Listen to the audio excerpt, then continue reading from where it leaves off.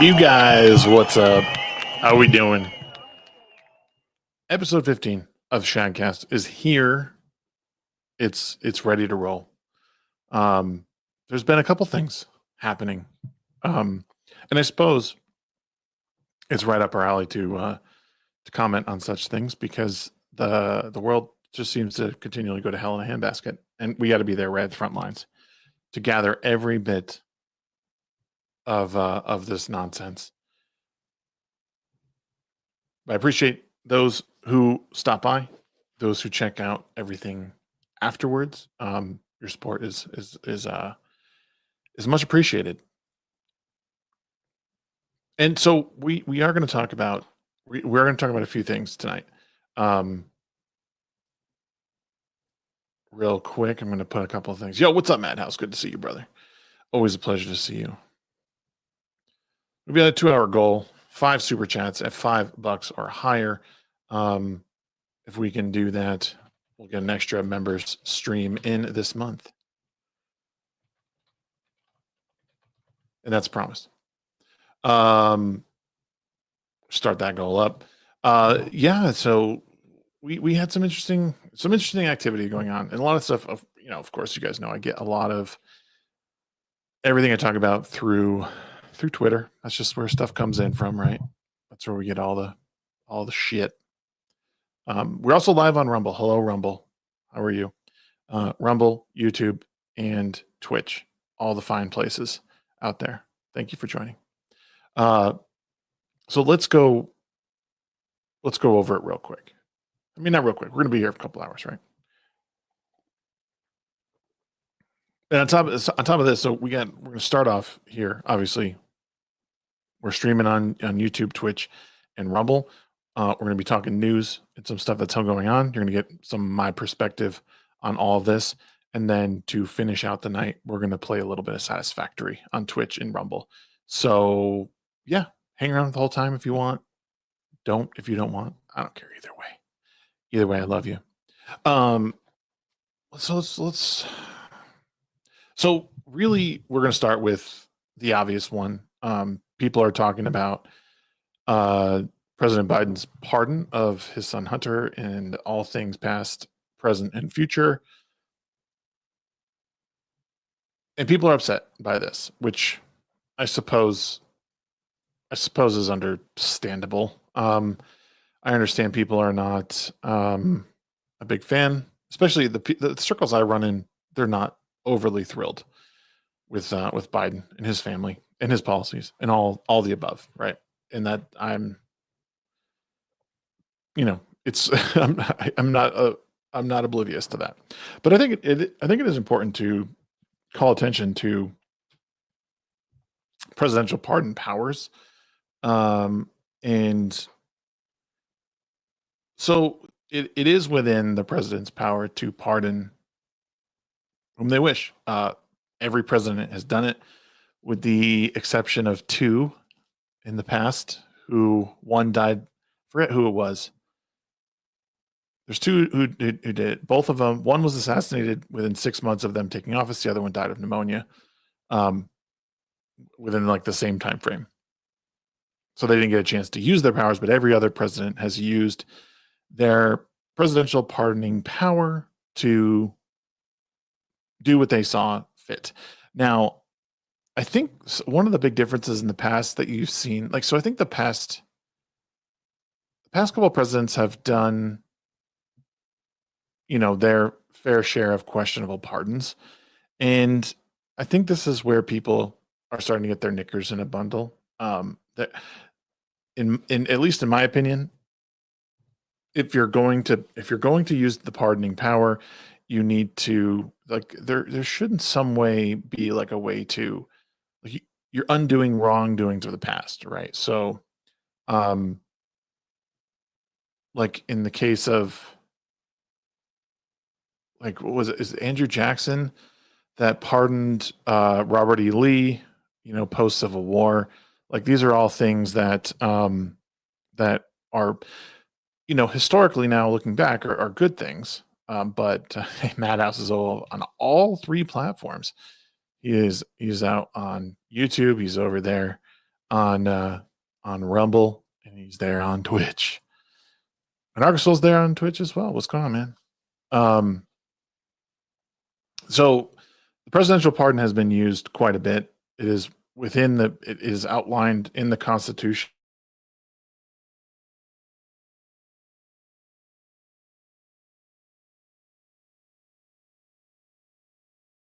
Oh, I guess there we are. We're back. And Trump did similar pardons with, with what's it called? So his son-in-law's father got into some trouble. He pardoned him. He's pardoned some controversial people. He's pardoned some good people. Same thing with, I think the problem becomes, smack the shit out of you streaming 5 a.m. for the Brits. Only reason I'm up is my daughter kicked me in the head when sleeping. I'm glad you're here, brother. Appreciate you. Appreciate taking the time. I think the issue for me, and if it's even an issue, is the insistence upon, like, from the Biden administration, that he would not, in fact, pardon his son. That no one's above the law, and it turns out that he pardons him. I'm not going to do the song and dance that a lot of people are doing, like, oh, don't above the law. Again, presidents have the ability to do this. They use it all the time. Every president has used it, except for the exceptions that I mentioned. And that's just kind of how it goes. Now, like, should he have? Well, it's not, like, I guess not, but I mean, any parent is going to protect the child to the best of their ability. That's just, I think that is just a fact. There's very few who are willing to let that all slip through the cracks. If you have the power to protect your kids, you will always do it. I mean, it's just kind of a fact of life. Arxel said, all I care about is now the people who don't like Trump can't say shit about him pardoning anyone. Right. Again, this is again, it becomes a problem with a lot of American politics, is there's this, like, tennis match back and forth of, oh, you did this. Oh, you did that. Oh, you did this. Oh, you did that. And it kind of goes on in perpetuity. And we all know that one side's doing the same as the other. And, again, this is Biden's presidential right. It is outlined in the Constitution. He, and just in a similar way that he doesn't have to. Presidents can take home classified documents. They can declassify stuff as they see fit, and that's, again, it's just outlined there for them. They don't necessarily have to get. They can do it like that. And most people, and the people who are, who are really leaning into this as if it's a problem, are just kind of doing it for the clicks. They don't think they truly understand what's going on, or how the presidency works. It's like people screeching about how, well, Trump took away this. He took away women's rights. Like, no, he appointed people who decided to vote on a particular thing. Didn't go your way, so you're mad. Right. It's something he did within the bounds of the presidency. It is what it is. So there you have it.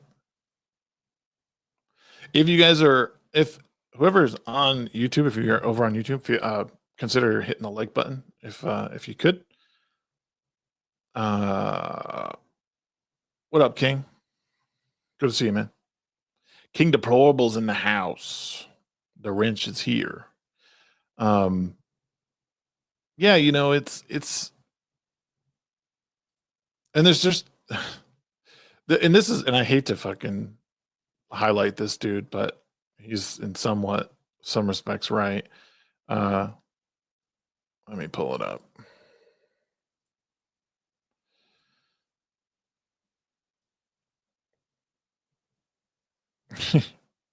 you know, no one is above the law except my son Hunter. Yes, but you were pardoned by Trump himself in 2018 over illegal campaign funding. So, woo. And this, and I also, I really do want to draw attention to this thing specifically that,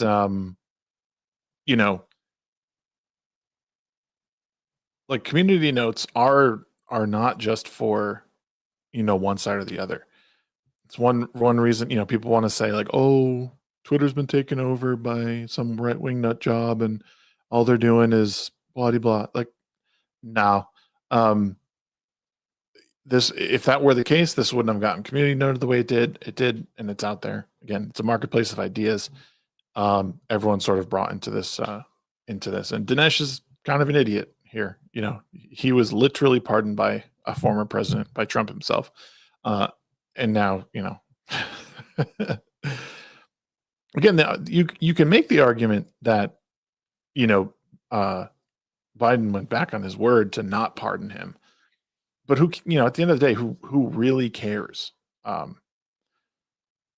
If you understand presidential powers, Biden has the power to pardon who he wishes. Every president has done it. Every single one. The end. There's really nothing more to add to it. If you're reeing into the void, you deserve the silence. There's no reason.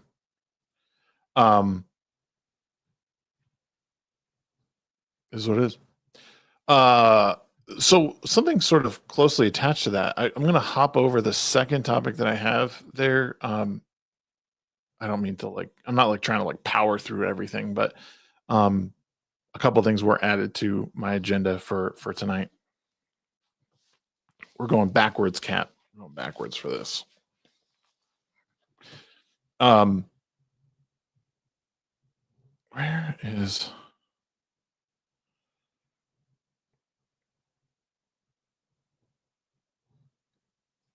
Here we go. Why is it doing that? Go to this one.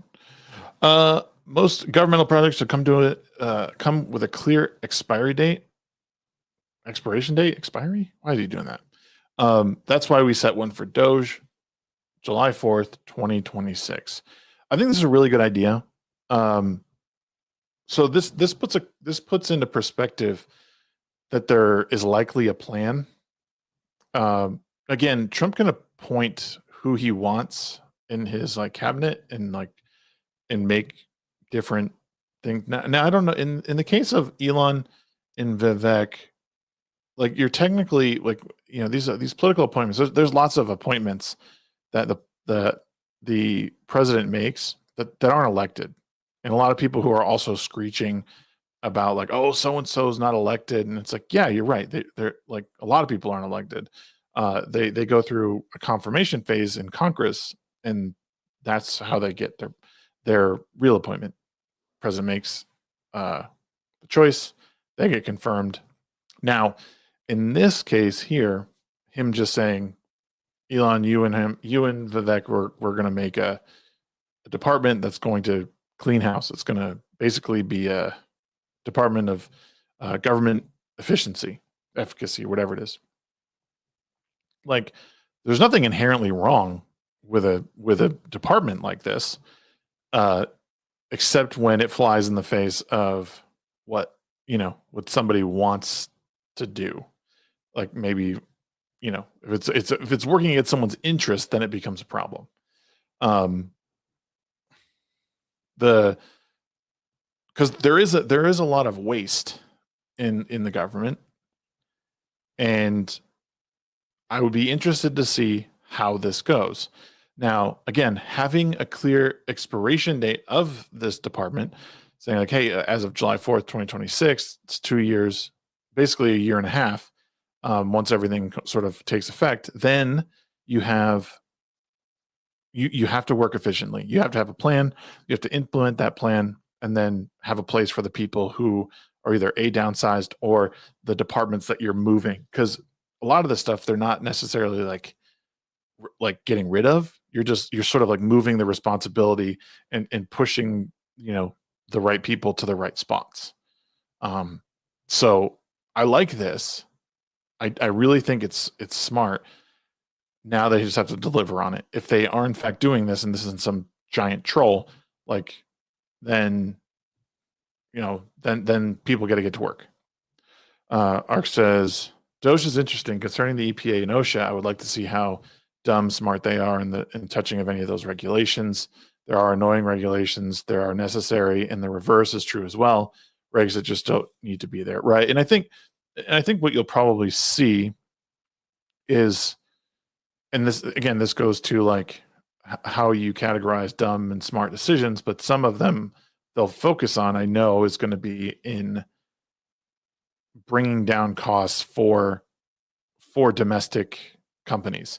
So they're going to do everything in their power to eliminate a lot of these regulations that are superfluous, that also drive up costs within local, domestic manufacturing or domestic companies in general. So if they're able to pinpoint those and remove them, again, some will disagree that they're the right ones and others will not. And then there will be a giant contingency of people who scream into the void that all they're trying to do is destroy the environment, etc. So it will be very interesting to see how it all goes. Also, how are you going to handle all those disgruntled employees that handled highly sensitive information? Yeah, and that'll really be the biggest challenge for them moving forward, is how do you again cut the fat on a lot of these organizations and without totally messing with the the balance, the equilibrium within them. It's unfortunately it's impossible. No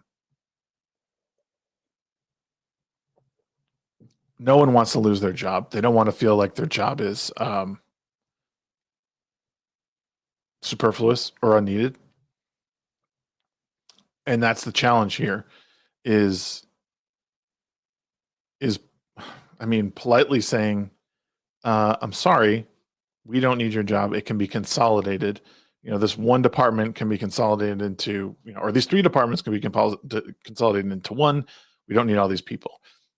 Like, concerning the Department of Education, a lot of this stuff just sort of reverts to other government, already established government agencies. So like some of the funding just goes to like, I'm kind of speaking out of turn with it, but for lack of a better term or lack of a better answer, like goes to like the Department of Workforce Services. So like they'll oversee some of the funding within the Department of Ed on state level or even on the federal level. So like they're not totally disappearing. It's just they're moving them. Again, it's a consolidation of power. And the best example I've heard is that it's like right now you have one well that that the water is coming from, and that's the Department of Ed. And then, so once that's poisoned, everybody feels the effect of that, right? So what they're attempting to do is to decentralize as much of that power as possible and move it back towards the states where it's possible. And then again, if there is rot, if there is some sort of poison, they know what department it's probably coming from. It's not all in one area, and then you can't do anything about it. It's easy to shut off that valve at the source and then make your changes. So to that end, the Department of Ed stuff is definitely a smart move. And people don't realize that that's kind of like the direction everything's going. And it's hard to argue with people about it because they don't want to hear. All they hear is, "Oh, Department of Ed gone." Like, why'd you? It's like, well, not a lot of people really have a good handle on anything anyway. So this is our attempt at getting back to that. There's also very good use of giving a lot of power back to the states. Some states could have more stringent regs. Yeah, again, it just depends on how the states want to handle things. But again, it doesn't even necessarily go that far all the time. Sometimes it just goes to different federal agencies that already exist, that a lot of people just sitting on their hands anyway. This again, it's about cutting the fat from a lot of these quote unquote useless areas. Like there's too many people just sitting around, and yeah, and I'm all for to see how it works, right? Again, if we have 2 years to figure it out, or a year and a half to figure it out, as much as nobody likes Elon, he did some good work at Twitter, with kind of keeping that company sort of where it was by having 80%, or it was like 70% less staff. It's pretty impressive. Say what you want, but it's pretty impressive. You could actually merge the FDA, EPA, and OSHA, MSHA together. Oh, I don't doubt it. I don't doubt it at all. Yep. There's, and not just, it's not just these organizations that are, is OSHA for mines. Oh, interesting. There's a lot that needs to be really looked at, and I think it'll be there's going to be growing pains. I think there's going to be growing pains, but I like where seeing this tweet from Vivek today made me feel a little bit better about it. That there's sort of this expiration date. There's a planned end to it. I think holding to this, or at least keeping the transparency up on this the best they can, will really bode well for them. So I really, really hope that they do, keep people apprised of that.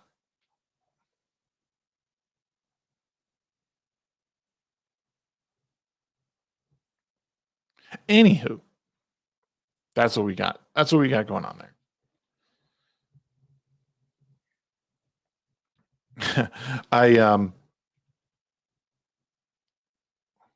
Term limit should be next. Yeah, maybe. There's lots of stuff that, we're gonna save Path of Exile 2 for the kind of final segment of everything, because right after that we're gonna get into some games. In a lot of ways, I'm just kind of disappointed with people. I know politics. I know the game that these political commentators play are the, look at you, without being able to like actually look in the mirror, and that kind of bums me out. But the like I hope people just understand that this is 100% part of the powers issued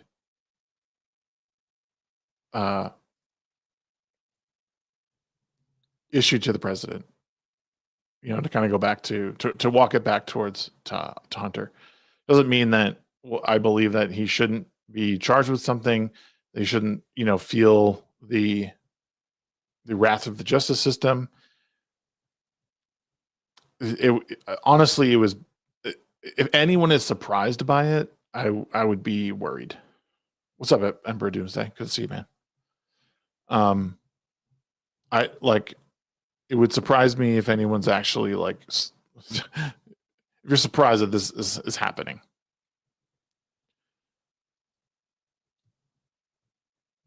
Especially given his relationship with him. He like, Joe's been nothing but apologetic about him, and like covered for him. They've run interference for him since day one. Charlie, what's up, brother? Good to see you, man. We got EmperorDoomsDay over on Twitch. Good to see you, man. We got Charlie Nuclear over on YouTube. Appreciate you, brother. Run a little super chat goal tonight over on YouTube. If you're feeling generous, we got five super chats of $5 or more to kind of clear the hump, keep people going, keep me going through the month. Consider if you can. If not, no worries. I know it's the holiday season. Everybody is getting ready to be thankful and giving towards their family members. But if you want, we got something over there to help out your man, your boy Shags this month.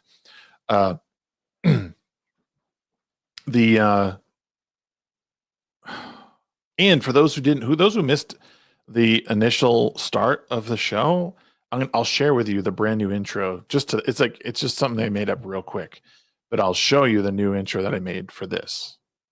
You ready for this? Ready for this? Here it is.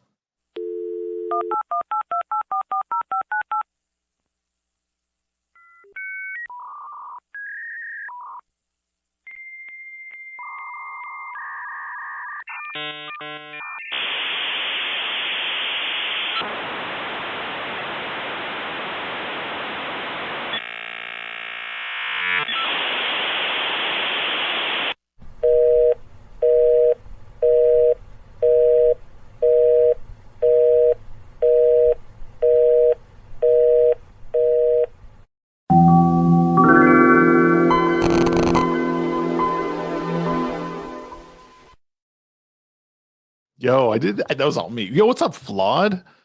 What's up, Flawed? What's up, my boy? Yeah, I worked on that. I did that real quick today.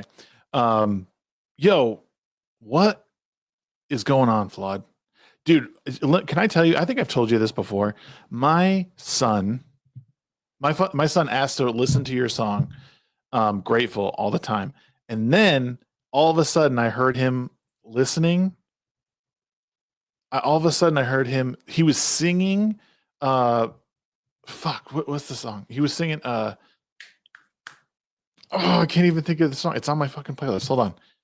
He was singing it out loud. He didn't know every word. Can't Stop the Grind. He was just all of a sudden, just like it popped in his head and he was like jamming out to it. It was nuts, bro. It was so cool. Yes, I have you on COD. Next time I see you on there, dude, that song is dope. So my 7-year-old like was just all of a sudden like listening to it. Thanks for the raid, brother. Appreciate you. He was singing Kendrick's TV off. Yeah, it was totally cool. Yeah, man, how'd your stream go? Thank you for a rating, by the way. Hello, raiders. My name's TheShagsworth. I do every now and then I do cultural political commentary. I like to talk about movies, video games, TV shows. I do all the things. So I'm live on YouTube as well right now. We got a great community over here, and not nearly as awesome as Flawed, but the dude's a real one. I really appreciate you, man. I'm streaming every day until January 1st, 20 days in. That a boy, dude. I'm proud of you, man. I'm proud of you.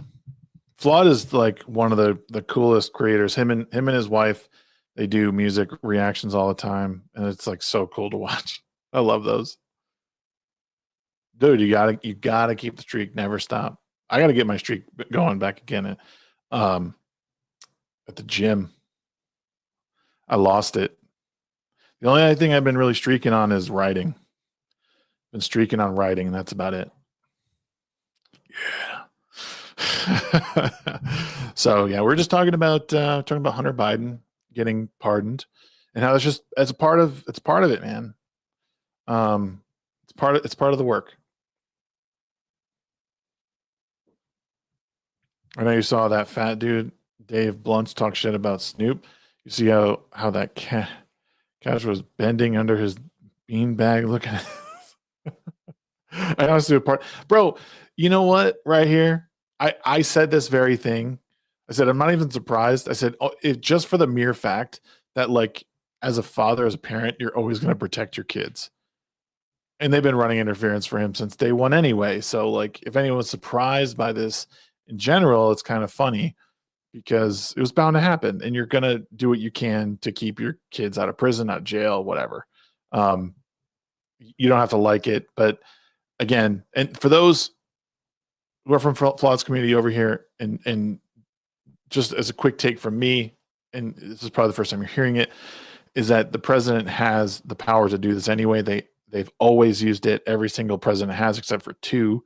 One was assassinated. The other died of like pneumonia, back in the 1800s. So this is something that just is done.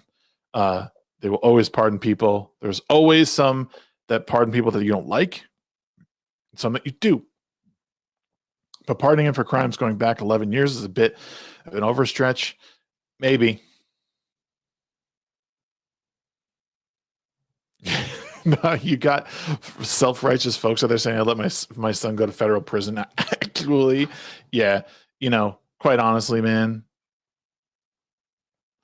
there's there's a lot of pretenders out there, and I showed, and this too is embarrassing. I'll bring this up again. Dinesh coming out and saying no one is above the law except for Hunter. The dude was pardoned himself by Trump. Like, come on, bro. It was embarrassing. And now it's just fuel for dudes like this to come get you. And community notes got him. They got him. He did pardon a bunch of rappers last year. It's the best. Yeah, Ford pardoned Nixon. So, again, in retrospect, these are like, in Andrew Jackson pardoned Robert E. Lee, I believe it was. These are all things that, like, in retrospect are good because they show compassion for people, who may have been wronged or who did something. And, it's about leaning away from, spite and uh and just attacking people for political differences. It's honestly one of the better things that, in the past that Republicans and Democrats can learn from, is that there are things that happen that are unfortunate and wrong, but we don't have to carry that through the future. And again, like the pardoning of Robert E. Lee is an example of that. Ford pardoning Nixon. Now, again, it didn't work out for Ford. And people probably would say that that's why he lost re-election. So Democrats have to shut up when January 6th are pardoned. Yeah, I mean, that's the thing is it's always, no one will ever be happy. No one's ever going to be happy because what modern politics has turned into is just like it's that meme, the Spider-Man meme. That's all it is. That's modern day politics, really in a nutshell. It's unfortunate, but that's where we're at. That's just how it goes. You hate to see it, but that's where we're at. That get out of jail free card needs restrictions. Yeah, I mean, I'm sure there's a way to sort of amend that part of the Constitution. Again, it's in the Constitution that the president can pardon whom he wishes. It has to be an established crime, like an actual like conviction. But you know,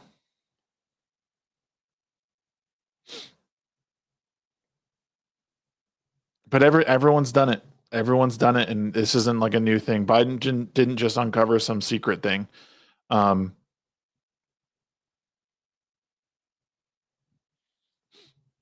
I mean, you could amend it in a way that like only lets you go back a certain point, but like again, a lot of the stuff already has statute of limitations anyway. There's very few crimes that don't have a statute of limitations. So you're like, most of this pardoning is done in the moment. This is, I don't even know if this is necessarily a special case, um but yeah, again, I'm not surprised by this. And to me, it's like, I don't know, it might be like the least harmful of any of the pardons. And really, again, if being completely honest, where this really goes wrong, quote unquote, and sideways for me, is the insistence that, oh, I'm not going to do it. He's, no one's above the law. Like that's what he said throughout his presidency, and then in the 11th hour he gets pardoned. You could make a case that that's wrong, that he lied. But again, like, mm, that, do I care? Not really. Doesn't affect me any. Um,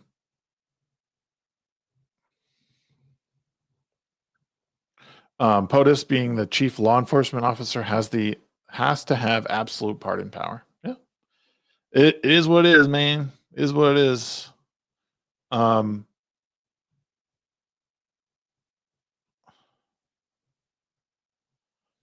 you know, fuck, I hate even highlighting this broad. Um,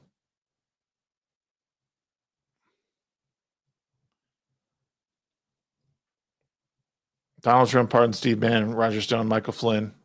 This is his right. Joe Biden pardons Hunter Biden. This is so wrong. Again, this is part of the problem. Like I don't even like this girl, but she's right. She's right.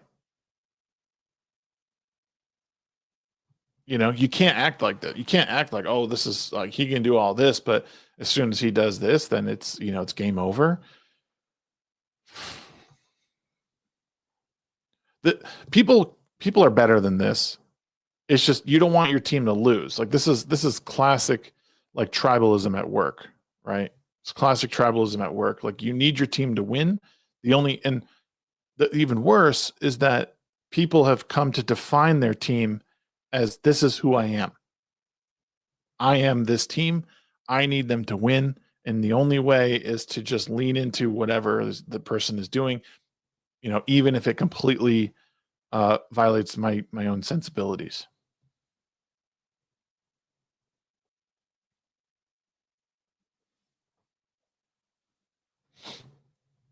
Well, again, a full pardon's a full pardon. Like that's kind of just what it comes down to. He has the power to pardon whoever he wants. There could be a separate discussion on how far that pardon power should go. But I mean, again, if you're the commander in chief, you're essentially you hold all the power to pardon who you wish. It's in the Constitution. This is constitutional power we're talking about. So at the end of the day, it doesn't really matter what the person did in comparison, right? Robert E. Lee led the entire Southern Army against the North. He gets a full pardon and likely is probably a good decision, all things considered.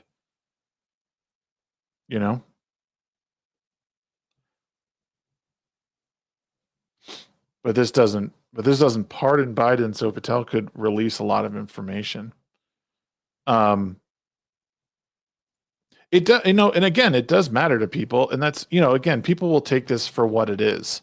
They will make their judgment call on it and decide if they like it or not. I guess the point just becomes. I guess the point becomes.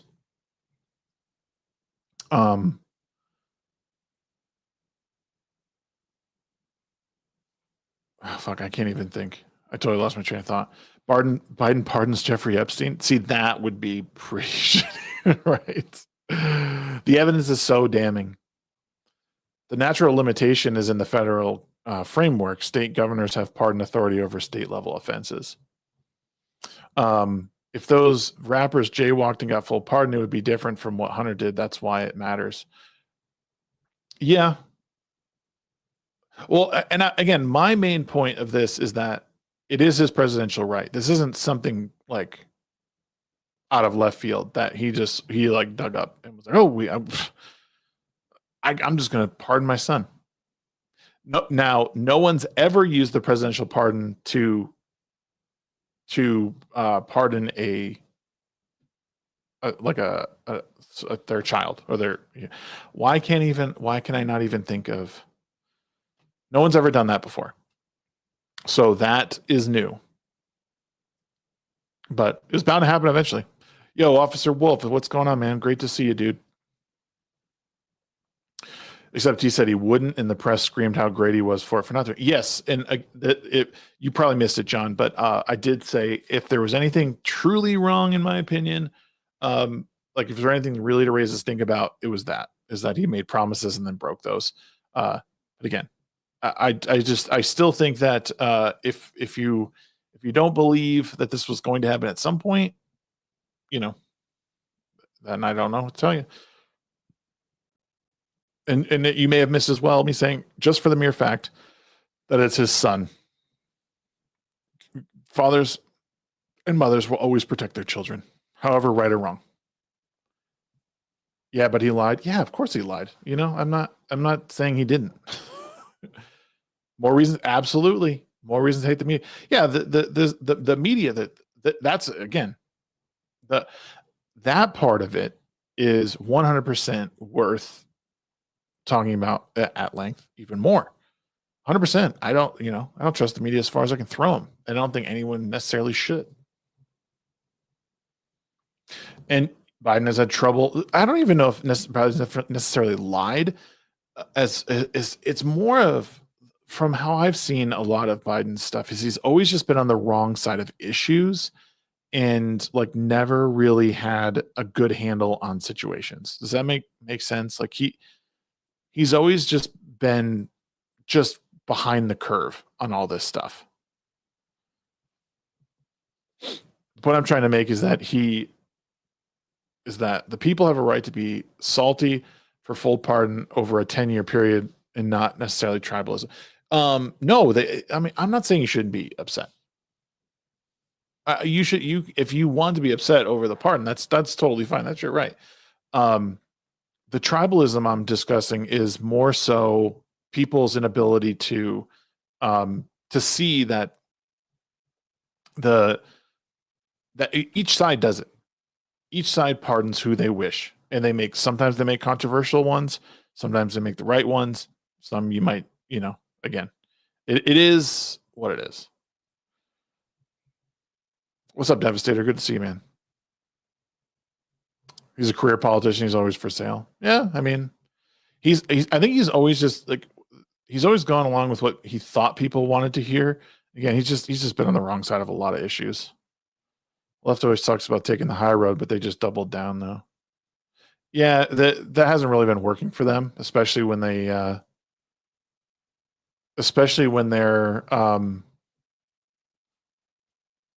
God, I just totally lost my train of thought.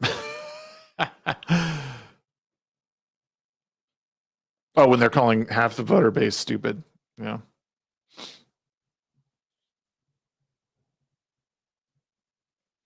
Yeah, and it again, like people will not like this. Ultimately, and I guess I would hope that people have the same energy if like, again, if Ivanka or Eric, or if they had, or Trump Jr., if any of them were in a similar position, I would hope the same energy was there. But I don't believe it. I don't believe that if Trump's kids were in a similar situation, people would be like, people on the right would be like, yeah, that was stupid. You shouldn't have fucking done that. Like, he needs to answer for his crimes. Like, I that's what I mean, is that there needs to be consistency with a lot of this stuff. And you need to know that whether it was Trump, whether it was Biden, Clinton, Obama, Hillary Clinton, whoever may have been in office or was in office, every single one of them would have saved their kids with that presidential pardon. Every single one of them. And there's just no exceptions to that. It doesn't matter if they had stood in the middle of Fifth Avenue and just blew someone away. There was a pardon coming. He's never had a job and had 5 estates. Yeah, man. Trust fund babies, dude. Some of them just piss their money away and put it all in their arm. Or in a spoon. Well, either way. The thing is, now the left has no leg to stand on. They can't argue about what Trump does now because of it. It's literally pointing the finger back and forth. Yeah, like I said, it's a Spider-Man meme. All American politics, and probably politics in general around the world, are all the Spider-Man meme, just pointing at each other. Why can't I fail up and become successful right now? I'm failing down because you don't have a father in politics who is getting money from some companies. Like,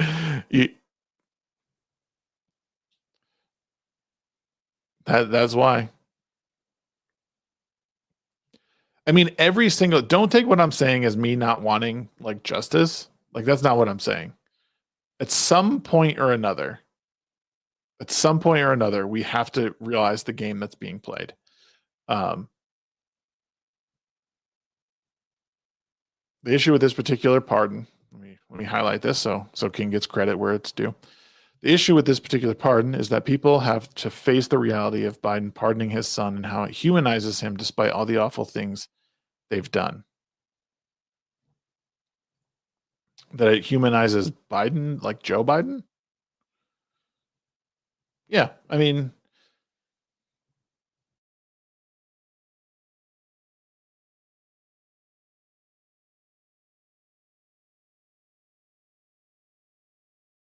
oh no,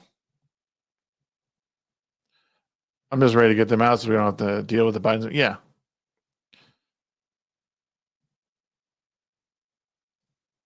I think Mercator described it best. The president is the king for 4 years, and we're just experiencing what that really entails. It's not my camera, it's my internet arc. It's not my camera, it's my internet. Um we've always known like what the president is and what they're capable of. It's good to be the king. I'm recording it, Devastator. I'm recording it tomorrow, and I'll be editing it probably for 2 days, and then it'll be out. No worries. I'll even tag you in it. I'll even tag you on Twitter when I post it. Jack still has dial up. Didn't you hear the beginning? Yeah, dude, I'm telling you, bro.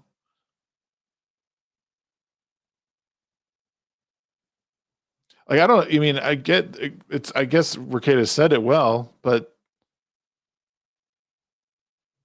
I mean,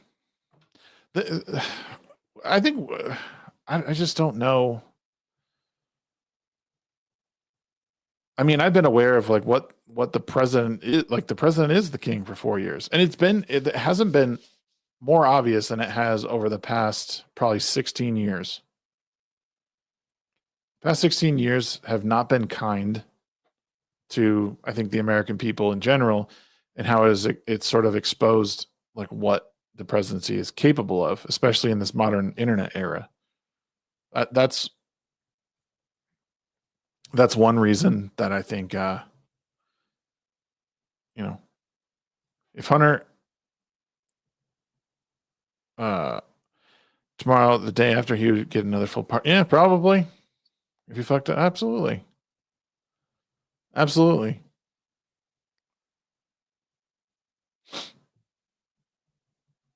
And that, the unfortunate part is like you know, this is where uh this is another one of those things where being a constitutionalist, like, for people, is like one of those hard pills to swallow, because it's like,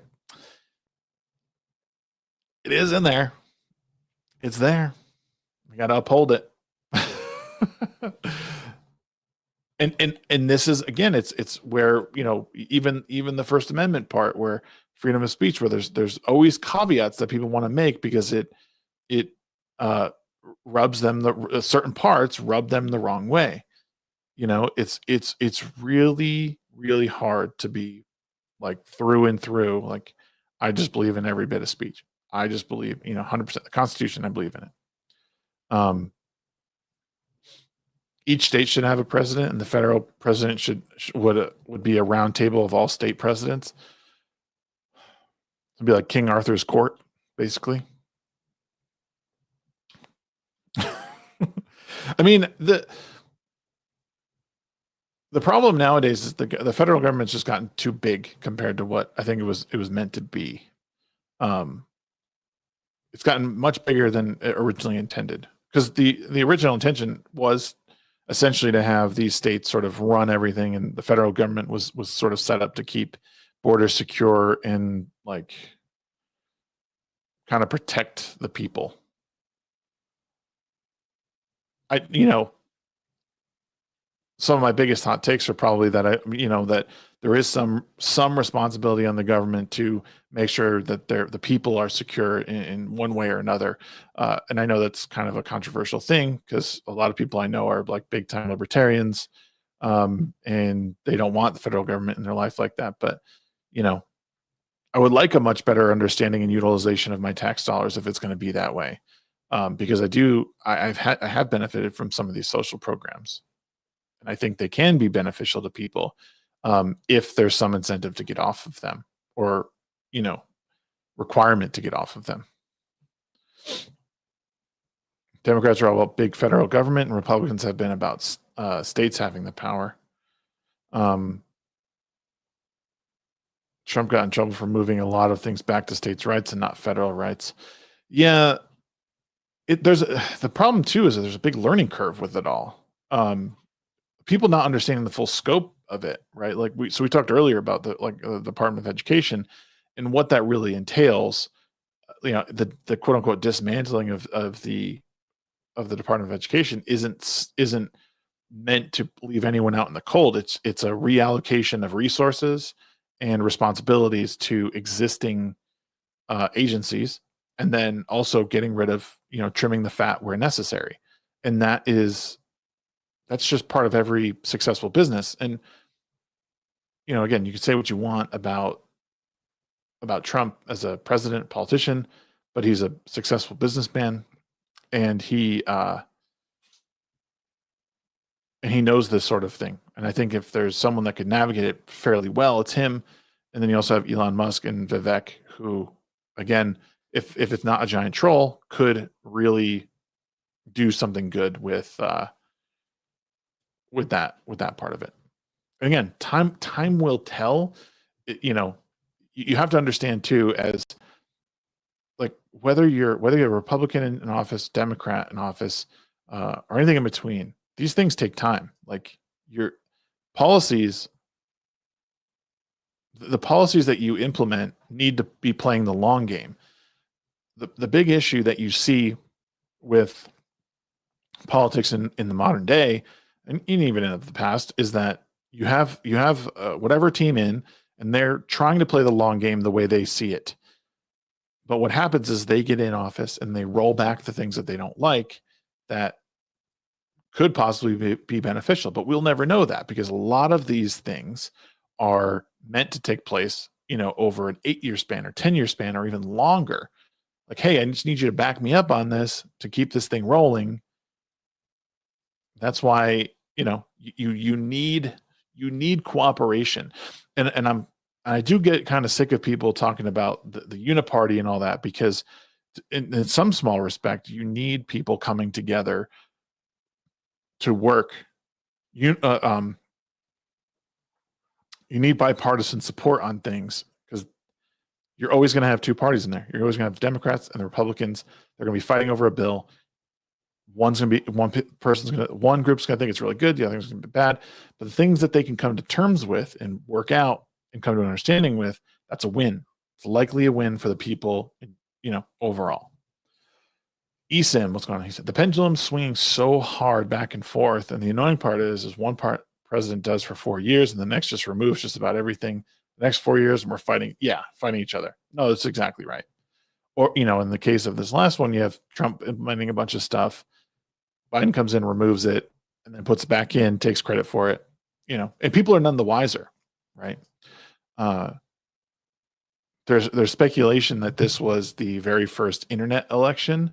I don't know if that's 100% right. Like there was people talking about how the next election or this election could be like completely won on the internet. And this one, it was probably this one. But the next one could be where all you see is just online campaigning, online ads, like nothing on television, because no one's watching TV anymore. So we'll see, man. We've really hit with this election. We've hit a sort of new, like a brand new era of politics. The political landscape has changed largely due to the social media world, and how fast information travels. It travels incredibly quickly, unfiltered for the most part. I mean, largely can be unfiltered. And there's never been a greater chance that information is wrong, right? Like, it's very possible that the information you get is just completely false. People need to take it with a grain of salt a lot of times. See something, if it polarizes you one way or another, it's likely suspicious. I've said this from the beginning. If you see a headline and it makes you so angry, take a minute to open that article, read it, and it probably won't be nearly as bad as the headline says. people need to dig deeper than just some like a headline on Twitter. Most threads, even like it'll be a tweet that says something crazy, and then you read the thread, and it's not nearly as bad.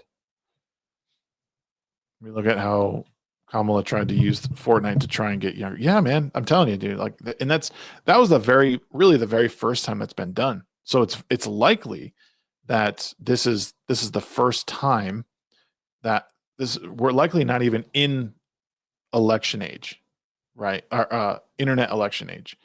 We probably just broached it, and that was probably a test of like how that could influence younger people. I don't think it worked at all.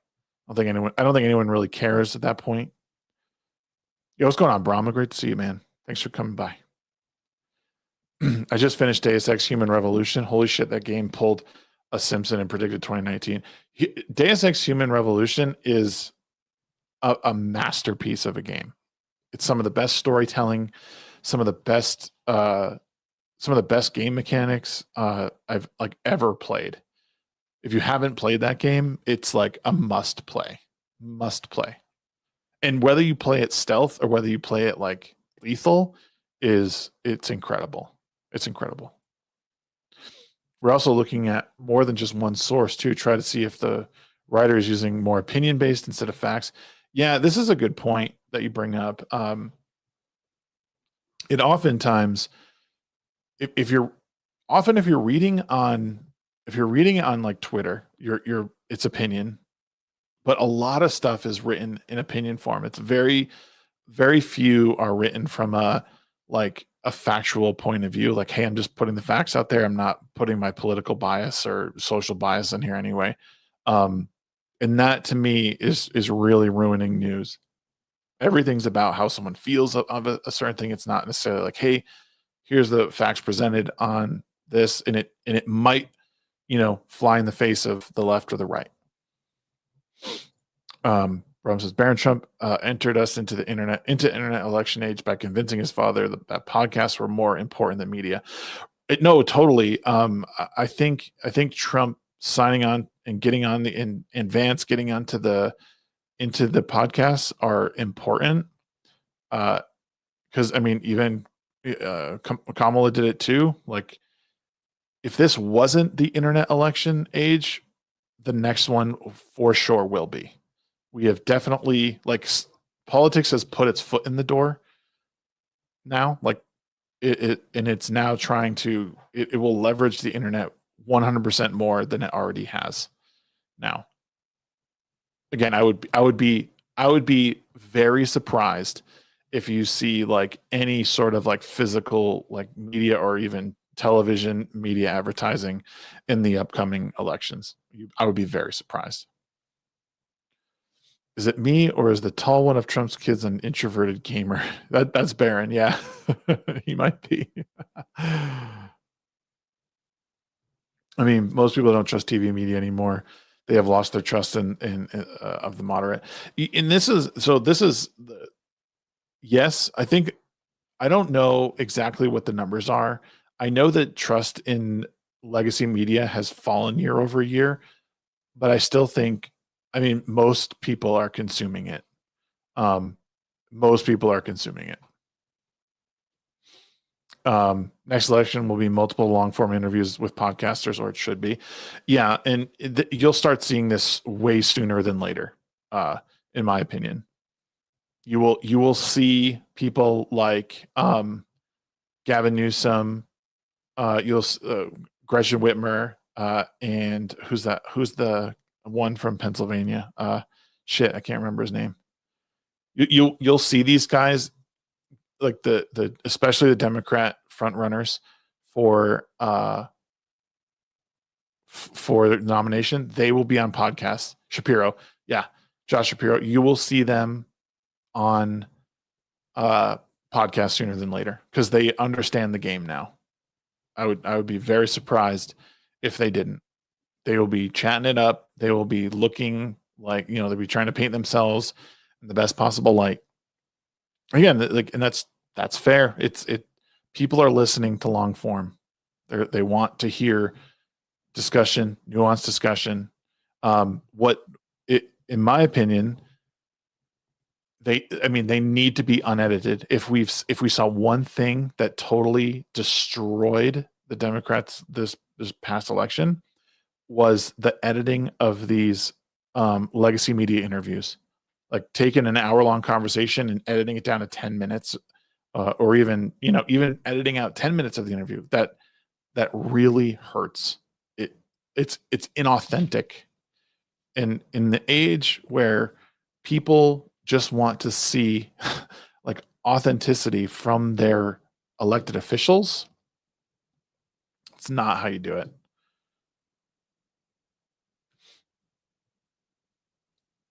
What's up, Aaron? I figure losing 400,000 kids hurt most. What? Actually, you got to remember that Kamala went on podcast too, and they edited those. Yeah, that's the problem.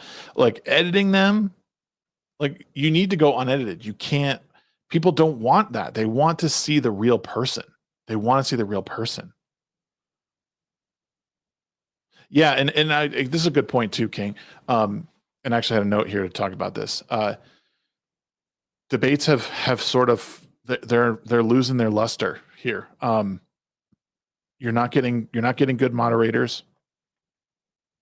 You're not getting people to effectively in the moment fact check, and it's nearly impossible to. And even if something goes wrong, there's not a legitimate like source to fact check and put that back out. Hey, we had the debate last night between Trump and Kamala, and there's many things back and forth. Everyone's talking in the moment, but we went back as MSNBC should, or CNN should, or Fox News should, and we broke down the top things that both candidates were misinformed about and misspoke on. And here they are. We'll start with Kamala. Boom, boom, boom, boom, boom. Those 5. And each one, like it should be happening. And they did, and they don't. They don't. And they won't. Again, it just comes back to tribalism. Their team has to win. So Fox News won't do it. And then CNN won't do it.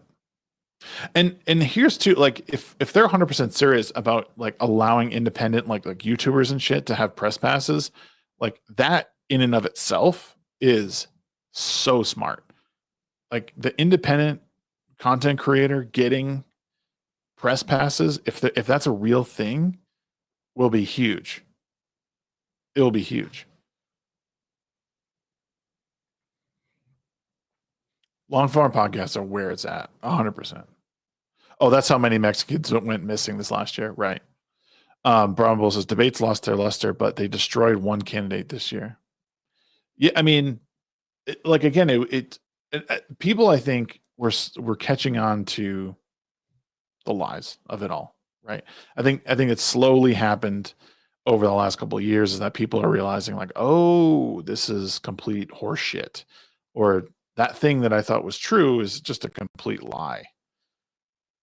And that's good, like that people are understanding that it's just wrong. But it's yeah, people are slowly waking up. It's going to take time. Fact checkers are insulting to the voters. Let people do their own work. I mean, yeah, that's fine. And I encourage people to actually like hear what's being said.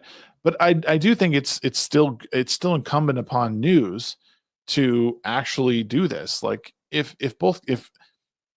your candidate is wrong on 90% of what they're saying, like you need to report on that. It doesn't matter. It doesn't matter like, oh, hey, I want to win. Like what they said was wrong. Your job as a news organization is to be impartial on that. You shouldn't have a horse in the race, you know? At least in my opinion. Despite being the stronger candidate, Biden was destroyed because he was so weak in his accomplishments, and his admin had no longer hit his decline. Yeah, they exposed him big time. That's too bad. Sorry, love. You have to. Don't know.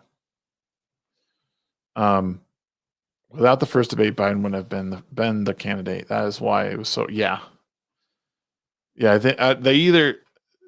To me, it's like it's either they did that on purpose to get him out and try and install her, or they did it on accident and totally screwed the pooch. Either way, it's pretty funny. Lost. Source redacted news channel. Yeah, that's the thing. You're never like, it's always gonna be biased media. There's always gonna be something. My team needs to win. That team needs to lose. The candidates should expose each other live, and they don't. They're not. But then it becomes the problem with this. The problem with this here is that it becomes a it's not about, it becomes like a YouTube debate, like my love. It becomes a YAF debate, becomes a Politico debate.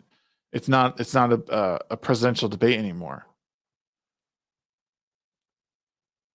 I mean, if I'm being perfectly honest, right?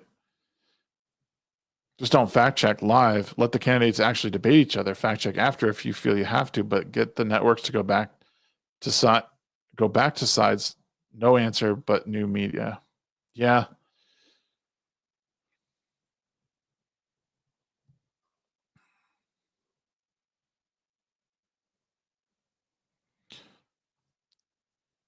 Yeah, I guess what I mean is I don't want what I maybe this is what I meant to say. I want them to be able to go both ways. Like the news organization should be able to present both sides of the argument. Like like I gave the example before. If like each news network should be going through and reporting what each candidate said wrong. Like there should never be, like this past the debate with Kamala and Trump was, she said nothing wrong, or she said one thing incorrect and he said 45 things incorrect, and it was like, what? No. No, not even close.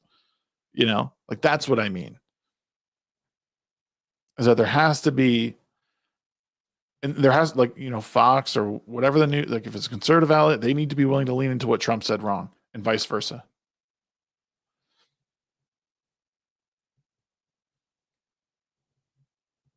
But I also believe, in some small respect, like we don't necessarily have to have debates. We could require, this might be a crazy idea. We could require let's go two ways. We could require the candidates to discuss actual policy positions and like if you're gonna stop anything, stop the mudslinging, actually discuss policy positions, and those have to be outlined like during the primaries. What is it that you're going to do? Like give us some details on that, or you're not allowed to run. I know what you mean, but the news networks became propaganda when they went 24 hours to become entertainment.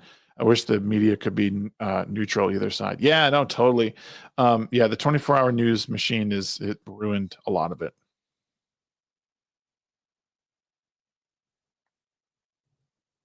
This is difficult, but I think what it comes down to is the importance of, like, there needs to be discussions. If there is going to be some like debate or discussion, it needs to be about policy.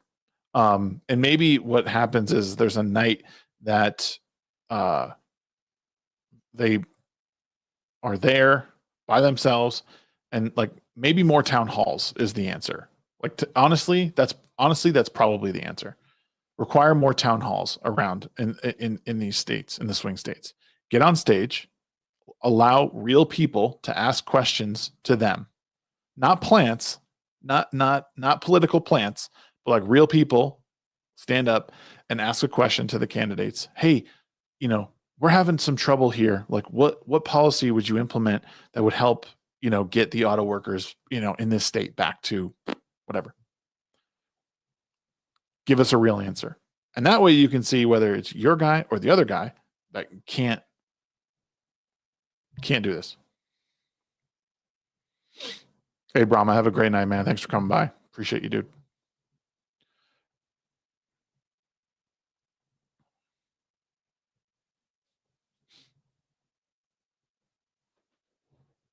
News was always 24 hours. They were just no, I mean, like, no, I mean, you used to like report news like at 5 o'clock. Like that's when you got your news. It wasn't on all day long. Like there wasn't like, it wasn't like it is now. Like that's very recent.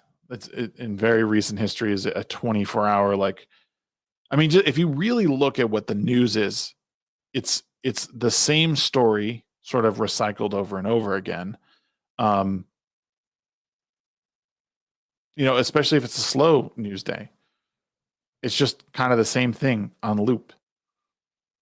And I mean, it's true, and I think it's why it contributes to. I mean, things were always happening, so you're not technically wrong here.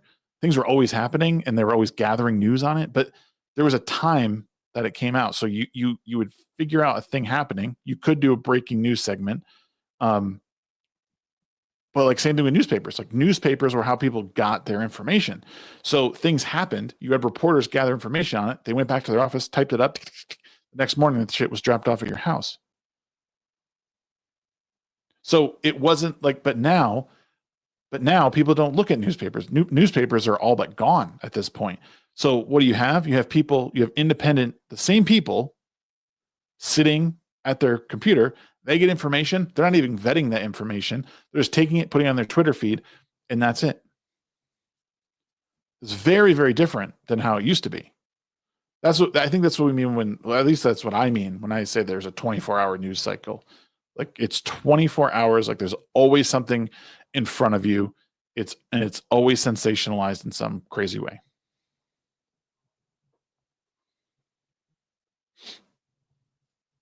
You would think elected officials would do their fiduciary duties.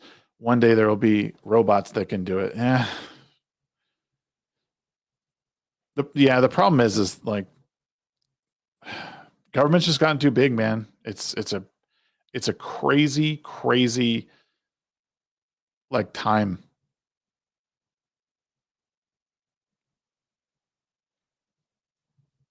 Yeah, the problem here is the internet's changed drastically over the past 20 years. It's not the same. But you're right, it started about then, like about 20 years ago. I mean, it basically started right around right pre 9/11 is like right is about when you're seeing that the real sort of 24-hour news cycle, I think, started taking off. Like the war on terror, that's really when you started seeing like it was always on war on terror, the war on terror, the war on terror. And in that over time, as websites like as social networks became what they are, and they started sort of like focusing those down, like, okay, how do we keep people here, right? Because it's always about how do you keep people's eyes on something. It was the same way with like newspapers, like, well, how do we keep people looking at this thing?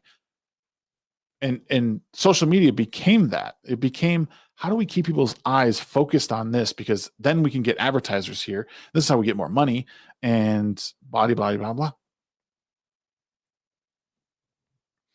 blah.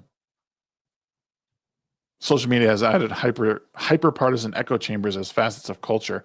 Because news is on demand, everyone decides who they're voting for early, right? Yeah, 100%. 100%. Terror against the people by our government and the CIA and BlackRock. Yeah. And going back to my other point, they were able to control the news, thus controlling what the masses consumed back in the day, whether that's newspaper or nightly news. Right. So, I mean, it's kind of an either or thing, or 6 of one, half dozen of the other. But the fact, like kind of like King Deplorables is saying, like news is on demand at this point. So it's not, you want to see something that you hate. Oh, I need to see the latest fact about Trump. I need to see latest thing about Biden. I need to see the latest thing about whoever. You can find that right now.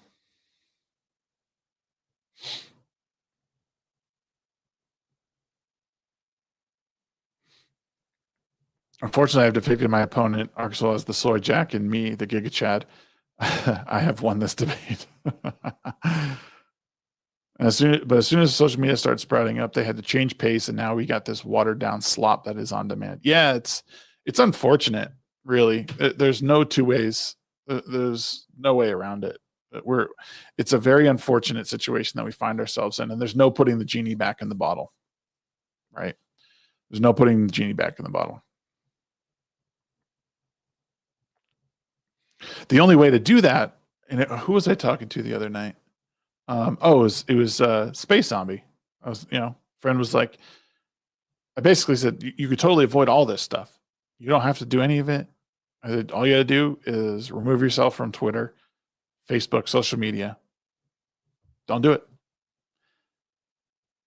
He said, well, I thought you wanted me to play. I was like, no, I'm just giving you the answer to your problems is that you could relieve yourself of all this stress, and everyone could if we took ourselves out of here.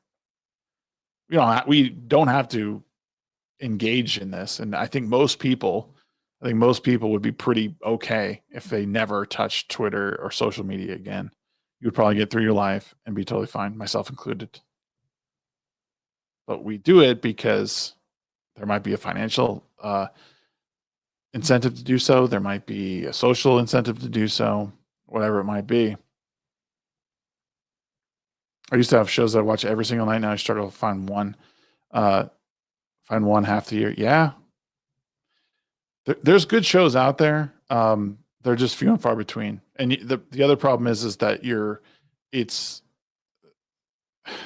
the market is flooded with bad content. And that's unfortunate. There's good stuff out there. But I'll tell you, Aaron, that there's nothing wrong with going back and watching the old stuff.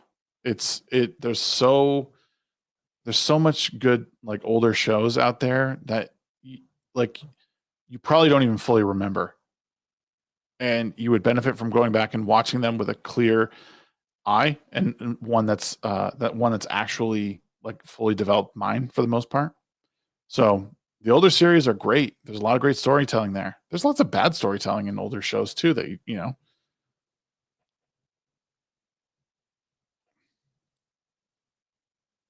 Bleach is really good. Bleach is a really good series. Like I said, there's so many good ones. Early 2000s HBO, like every single series they came out with was a banger. It was a banger. I can't stand to rewatch things, and I used to live in front of the TV. Eidetic memory doesn't help either. Yeah, I could see that. I could see that.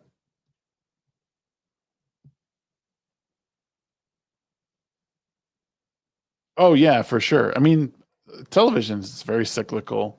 Same way. Hollywood TV, it's all cyclical. You go through droughts, and then, like I said, we're in a low period. We're in that like 60s to 70s range right now, and in the next 5 to 10 years, you're going to start seeing some really good stuff because they don't have a choice but to write amazing television and movies. They don't have a choice. These companies will disappear. And the unfortunate part that you're like one of the reasons you're seeing a lot of like slop continue is because like a lot of these people making movies, it's like tertiary. It's on the side, especially with Amazon. Like Amazon can afford to lose money on the Rings of Power because that's not where it makes its money. It's making its money in selling products and selling you shit paper. It could lose all that money in redeveloping New World because like it's not a game studio. It makes all of its money hand over fist every single day by selling you paper towels.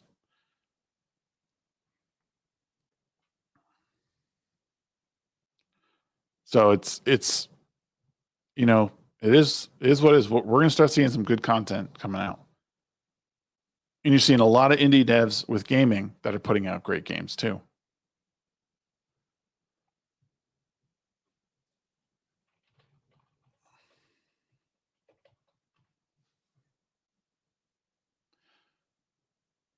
And even more than that, it's gonna pop off. I mean, it has to. These people don't have a choice.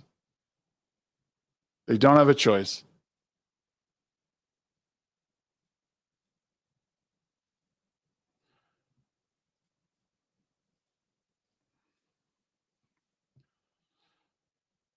How's the game dev going? It's slow. It was slow this month because I was writing, but the game dev stuff is tough because what it takes is a lot of repetition and doing the same thing over and over again.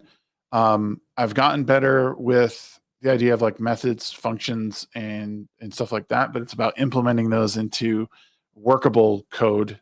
And like right now, I can make a little block, like I can control it around the screen, and that's about it. But that's kind of where it goes. Um, Supposedly, we just entered the Bronze Age of humanity in the cycle. Some movies are so good that they're worth rewatching, even though I have a decent eidetic memory. Oh, yeah. It's like Amazon owning the proprietary to Twitch's streaming infrastructure. Renting, selling that is the moneymaker, not Twitch directly. Yeah. Yeah. Deadpool and Wolverine will do for the MCU what Iron Man did for 2008. I'll say I thought that Deadpool and Wolverine was like, I can see why people are like, oh, like I can see why people didn't like that movie. But quite honestly, I thought that movie was fun. It's not going to win any awards, but it the movie's nothing more than what it says it is. So like I get annoyed when people are like, "Well, it's not a good movie." Like, yeah, it wasn't supposed to be a great movie. It was supposed to be fun and a way to poke fun at everything that the MCU has become. The last great narrative game I played. You guys are going to hate me for saying this, probably, but Horizon Zero Dawn was probably it's like one of the best narrative games I played in the past like 5 years. And then before that, Disco Elysium. The first one was totally fine. Morons.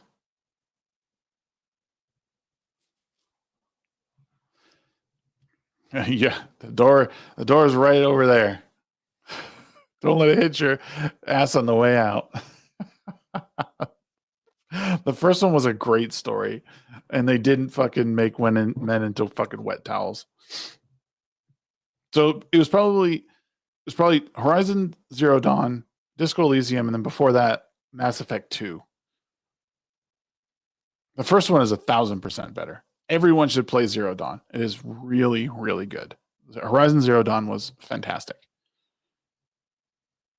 The reason to play the second one is to play a better combat system. The combat in the second one was like phenomenal. So cool.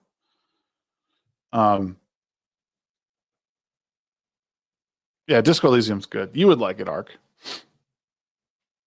And what's even better, that game was made by like total fucking wokies. Is Call of Duty World at War a narrative game? Call of Duty games used to have really good campaigns. World at War was fantastic.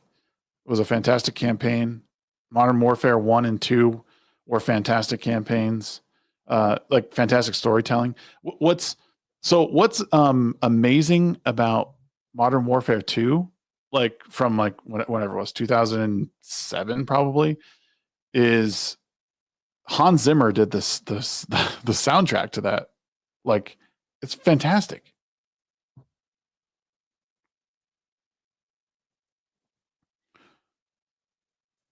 I love like um the campaign was awesome.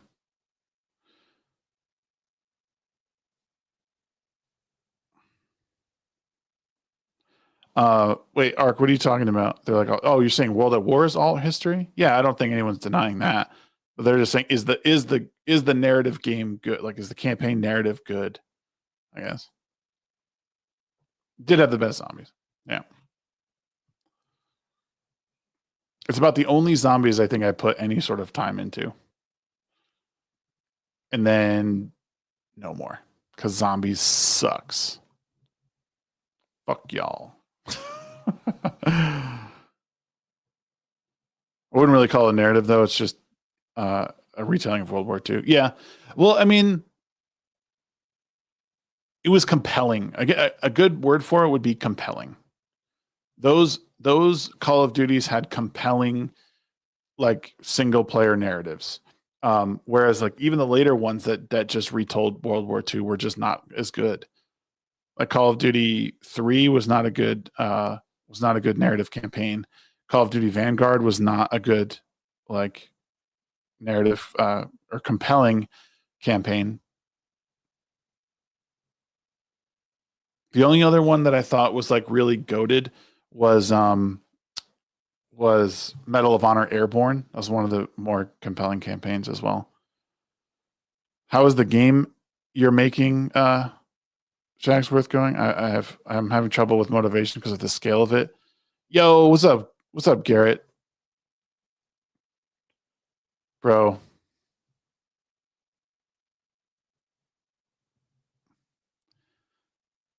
I feel you, dog. I'm back with a vengeance now, dude. You're gonna see me more often.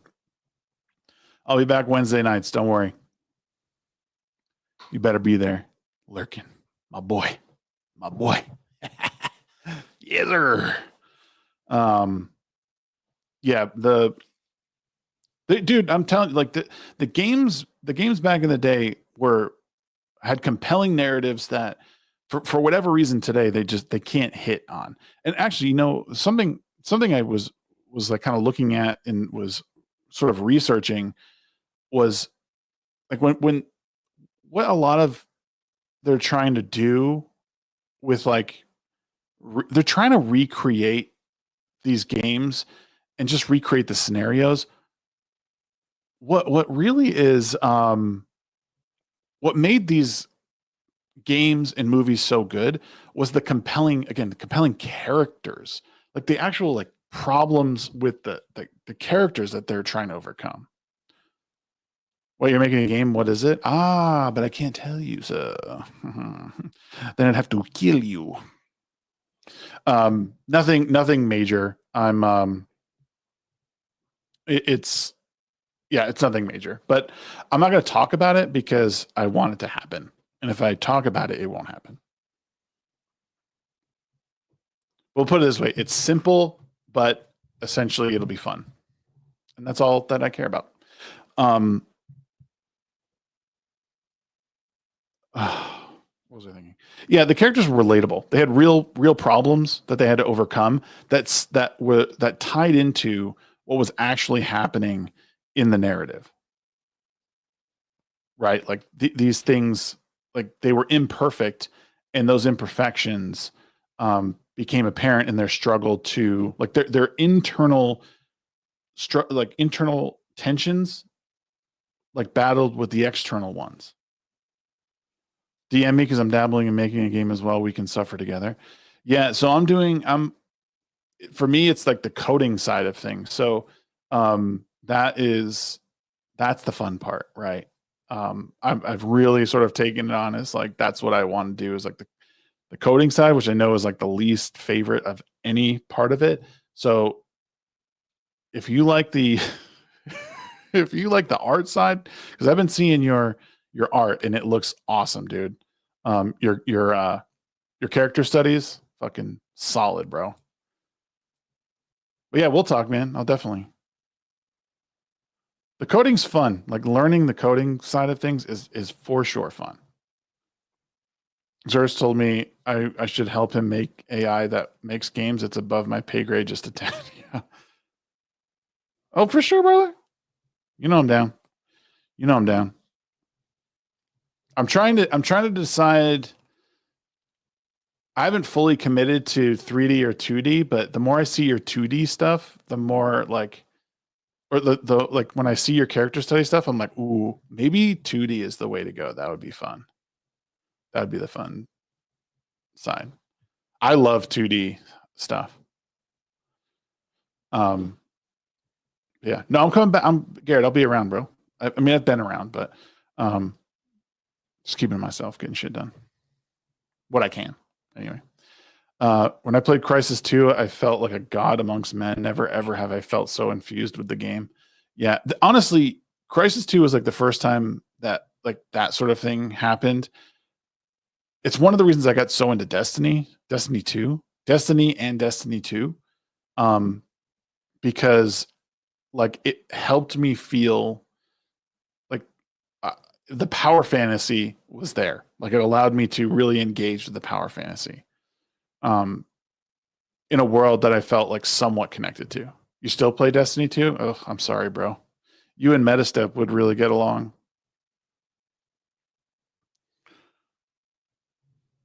Revolution. Why don't I know that Revolution X? Why don't I know this?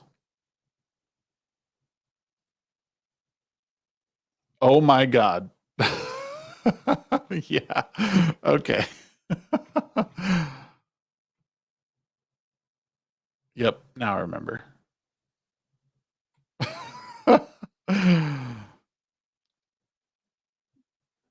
I mean, I don't like Final Shape, and it was, yeah, yep. Um, I put, dude, Aaron, I put so much time into Destiny 2 that it, I couldn't do, I could not do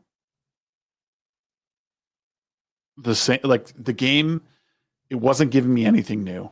And that drove me absolutely bonkers. Like I'm literally playing the same thing over and over and over and over again. And I was like, I can't do this. I can't keep doing this. Like every event is the same event from the year before and the year before that and the year before that, just different colors. Like you get new raids and it's the same fucking gun with a different skin on it with a slightly different like thing on the end of it. Like it's demoralizing and you pay, and again, I don't mind paying for good content. I really, really don't mind paying for good content. And I'm guilty of paying more than I should have for that shit. Um, and you know, like there's, I don't know, that Destiny 2 has such potential to be one of the very, very best games of like all time, like one of the best MMO looter shooters of all time. And they continually invest more money in their cash shop and shit that the community doesn't even want. They can't fix PvP. They, you know, the sunsetting of content just got in the way of shit. Um, it's just Destiny. Destiny has so much potential, but they need to get out of their own way. That when, and the funny thing is when they left Activision, it got even worse. From what I heard, Activision was actually holding back that cash shop. Activision wouldn't let them monetize the way they wanted to. And once they left Activision and went on their own, which everyone thought was a huge win, that's when they started implementing all the battle pass shit and paying and then sunsetting everything. It was, dude. I'm pretty bitter when it comes to Destiny 2, unfortunately, because if I were to boot it up right now, I would probably have fun for, you know, a couple days. But then I would just be like, I've done this shit already. Oh, this activity, it's the same fucking activity.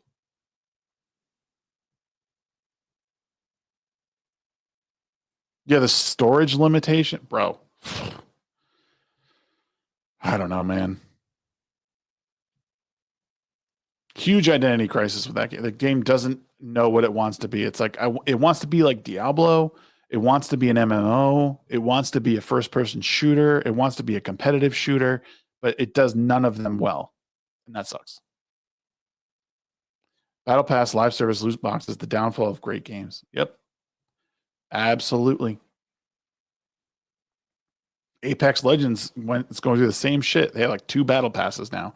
And even Hearthstone. So the game I like to play, Hearthstone, like next patch, like in like 4 days, it's a new season of Battlegrounds, which I'm excited about. But like they are totally, there's like 2 versions of a battle pass. Like, what the fuck?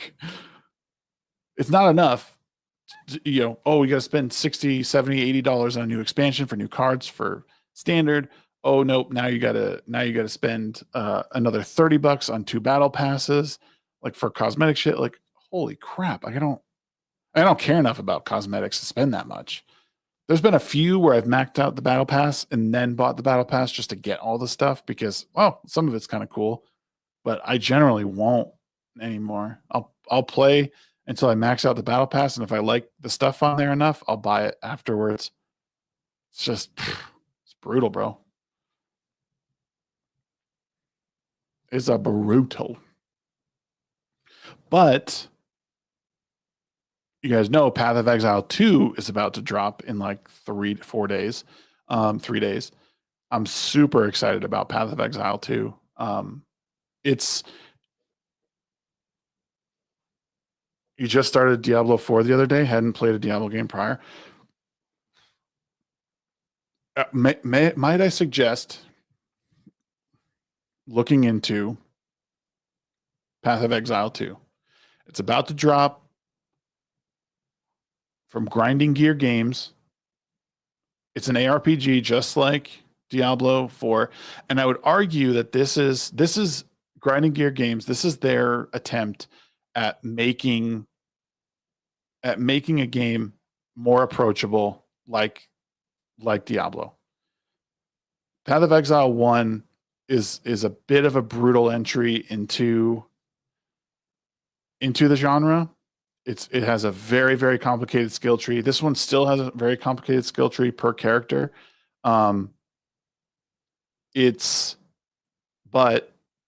this one I think simplifies that. It brings the campaign down to 6 acts rather than 10. Which again is going to make things really approachable. It's bringing in a new currency as well. It's bringing in gold, so you can actually you can choose to use that to respec, or some other, or use it to do other things in the end game. But it makes making mistakes much more approachable, very similar to like Diablo 4. They have 6 classes to start. They have the warrior, the sorceress, which is a new class, the ranger, the monk, which is a new class for them, the mercenary, and the witch. So these are the 6 that you're going to start off with. Yo, X-Wing, what's up, brother? Good to see you, man. There needs to be a good RPG where you can make is that Bitcoin? No way. Get that crap out of here. And it looks like they have 6 more planned, but these are the starting ones that'll be here in early access. If you're into ARPGs, I would absolutely get into this. $30 for early access. I believe that's what it is.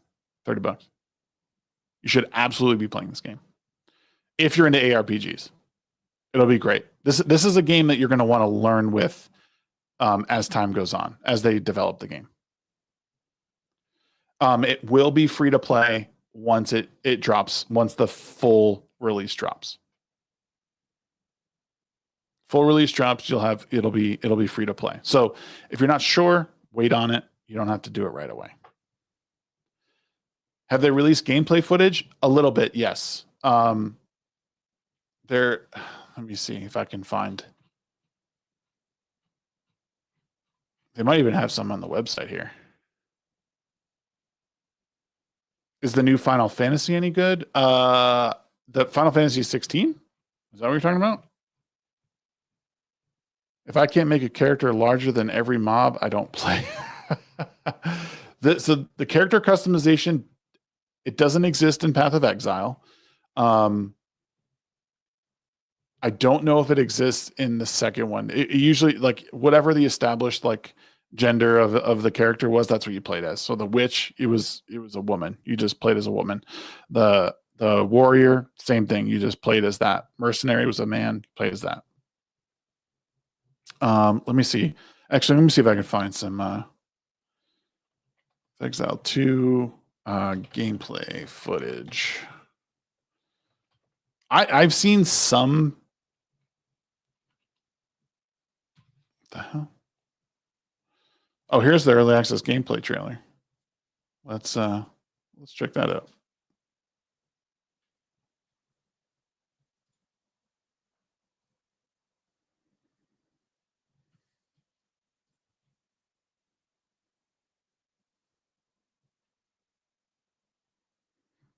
Why is this not full screening?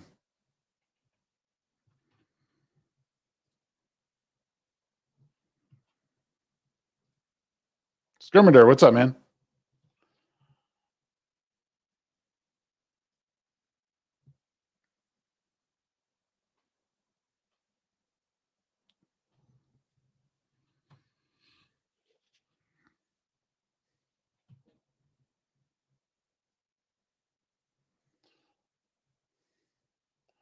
Oh yeah, baby.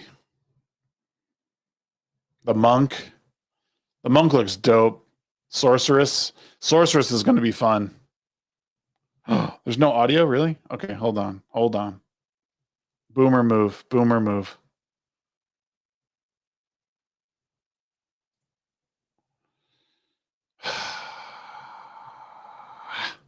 Share screen.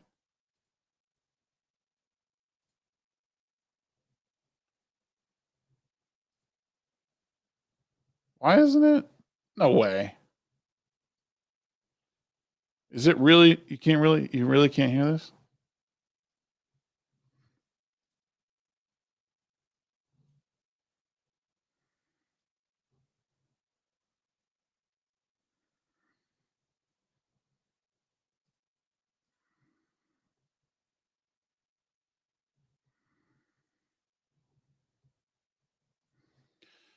What the hell?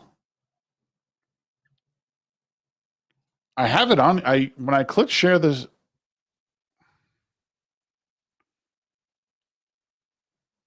That's embarrassing.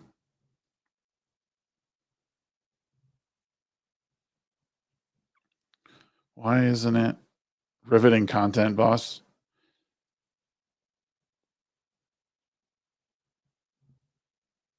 When I go to, I mean, it's just like that's all I'm showing you is the gameplay. Like this is the actual like gameplay.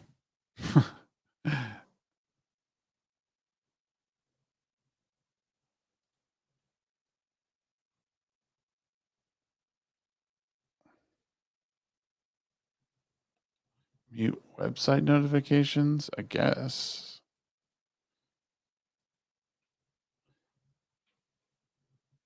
For some reason, it's not letting me. X-Wing with a 5 says, we all do the same shit. Have a good night, brother. Thanks, man.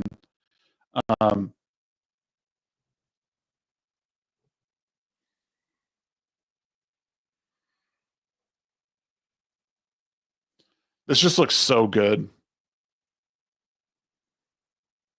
Oh, that looks fucking awesome.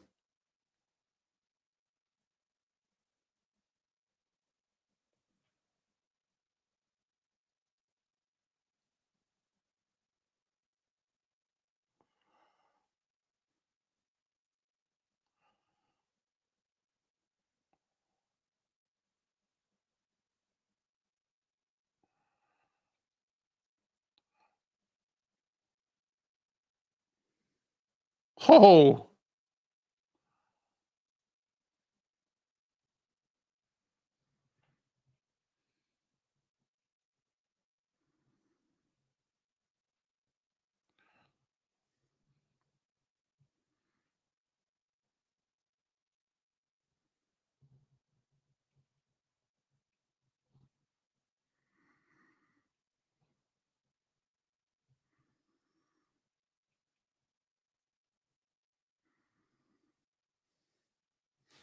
dude.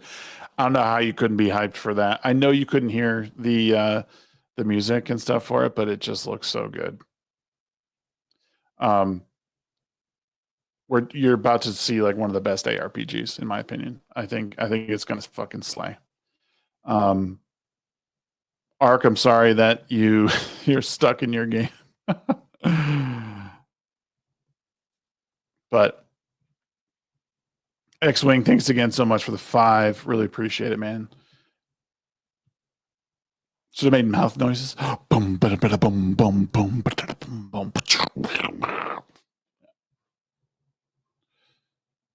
I'm using what Firefox right now because it wasn't freaking up my camera. My camera was all shoddy on the Brave browser. So I wonder if it's something to do with that because I don't see anything.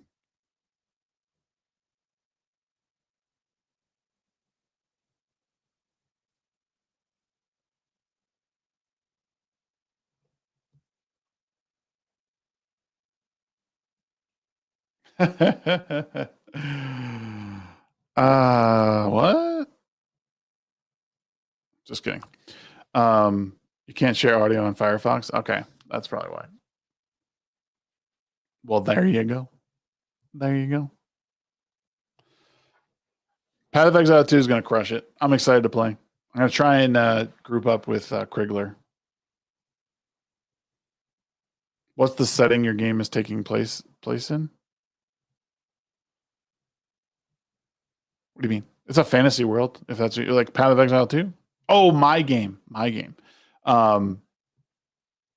It's like kind of sci-fi, like space Earth type thing.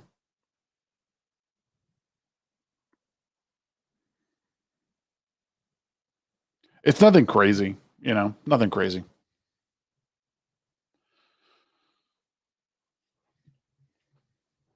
But that's the fun of it is learning aspects of it to make it all kind of come together and starting small and then building from that. Like cuz it's easier to make a simple game. It's easier to make a simple game that you can build off of, right? There's plenty of games that are super simple that at the end of the day, like you would play infinitely more than a lot of these AAA games because the gameplay loop is fun.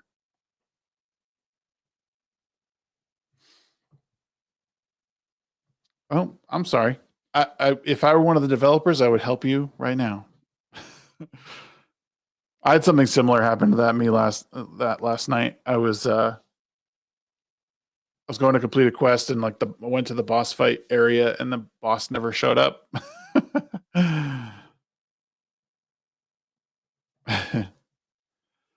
Did you try quitting out of the game and then reloading? Did you try turning it on and turning it back on? Turning it off and turning it back on again. I know that's not what he wants to hear, but sometimes what we need to hear.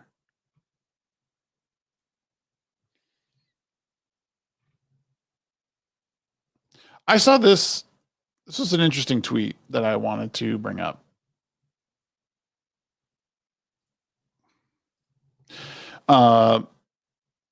We'll never see a left Joe Rogan. If the left keeps treating masculinity, it's inherently toxic. Rogan was left-leaning, but he shifted.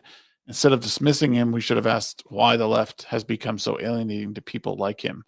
Like it's not hard to understand why. It's not hard to understand why. Like in order to truly understand this, you need to understand how the culture war is operated. It's now become about purity testing. It's now become about if you don't subscribe to everything that I'm telling you, you need to be othered. So it'll be nearly impossible for the left to acquire someone like Rogan because they're not open-minded enough to think like him. And yeah, I would argue that Joe didn't shift.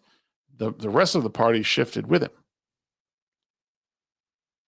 or shifted away from him, thus pushing him, like in their mind, pushed him to the right. Again, you have to understand how the game works in order to actually answer this question. When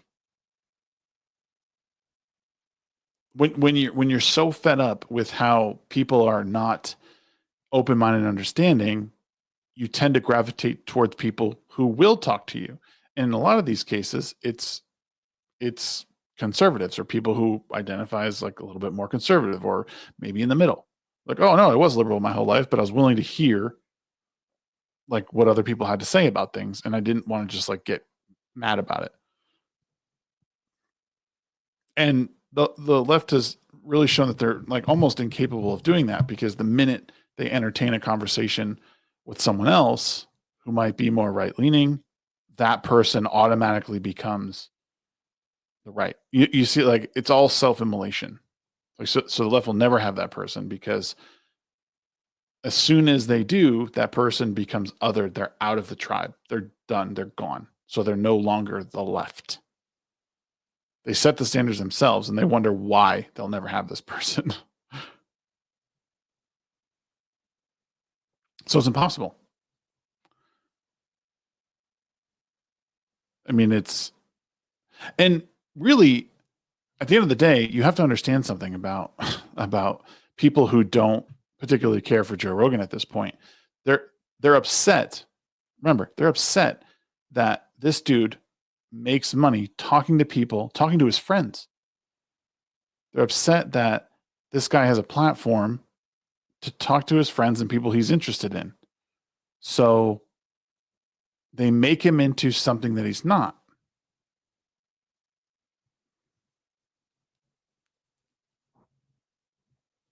They make him into a right-leaning douchebag, crazy person, conspiracy theorist, whatever thing, istphobe, all that stuff.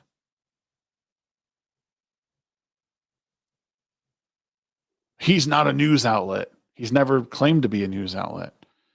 He's independent media, maybe. Like that's not a news outlet.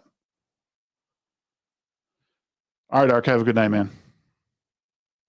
He's independent media. That doesn't mean he's independent. He's not a news organization. I don't believe he's ever claimed to be. Can't get mad at someone who's sitting there like having fun with his friends. It'd be like kicking your neighbor's door in because he's having fun talking to his thing. You crazy right winger, you having fun by yourself? What? Like that's how these people sound.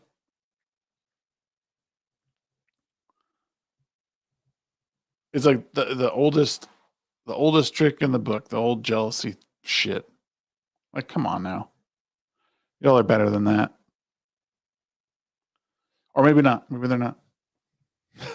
I don't know. It's sad though. It's very sad. Very, very sad. I'm excited.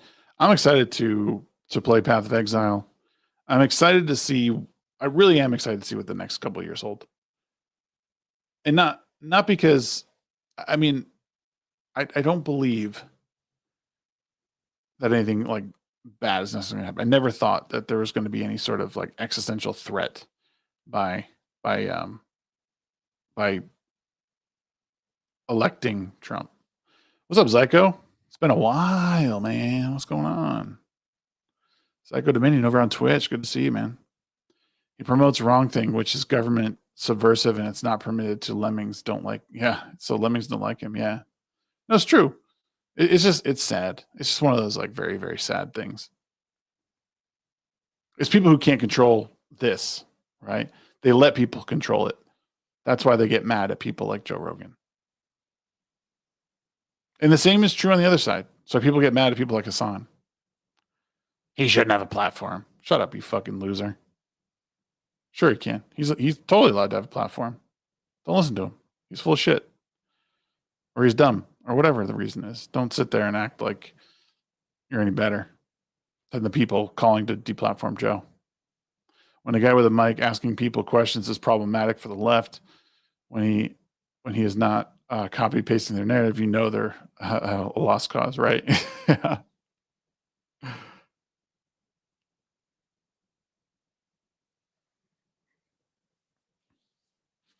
It's in every circle, though. We see this problem in every circle. It doesn't matter what layer of news, media, commentary you're in. You're always going to find people who are like, all they do is follow what they're told. Oh, this person said I can only like this. I can't like anything that Disney ever makes. I can't. That person said it's bad. Like, no, you can think whatever you want. You can listen to what people have to say and take it in and process it. The best example I can give is I wrote a script for an Alien. I wrote a script for Alien Romulus and Alien. People are not going to like this video because I say some things that are just going to piss people off. It flies in the face of everything that they believe. But it's my opinion. It's well thought out. It's I think, well thought out and well sort of substantiated. But people aren't going to like it because they've been told that Alien Romulus is trash, and they won't think any other way. They won't, and that's fine. People are 100% allowed to enjoy movies, and I said this last week. You can art is it's a subjective form of expression. Every person goes into museums and they connect with art on a different level. My wife walks into the Frida Kahlo section and she's crying because it's so beautiful. Some people walk through there and they go, "Oh, look at that lady with a mustache, cool," and off they go. Everybody connects with things differently. There are aspects of filmmaking that are good and bad, and you can always talk about them. But I didn't like how Romulus is so predictable. But if I hadn't seen any previous Alien movies, I'd have enjoyed it more. Yeah, I mean, again, you could also bring into the argument that something like Romulus was meant to kickstart another generation of Alien movie lovers, right? Just like when Halloween movies are remade, like those remakes, they're good, they're really good, but they're different from the originals. There's I guess one of my points is there's always some crazy criticism that you could levy against a film. So I wanted to see more of the story with the gray dudes. You're talking about that dude at the end? You're talking about you're talking about the engineers. Sorry. Yeah, I mean, the other like issue, which is outside of necessarily the outside the scope of Alien Romulus, is that the Alien franchise, they've tried to do a lot. Ridley Scott has tried to do a lot, and there's now multiple like sort of threads out there, which I think they're trying to weave into one pattern for people to understand. So it's the other struggle with stuff is like the more you add on to a story, the more threads that are out there for you to pull on, like more threads out there to weave, but also pull on to like unravel everything in a way that's not good for your story. I love Dune 1 and 2, but I keep hearing 2 is not good because of deviation from the books.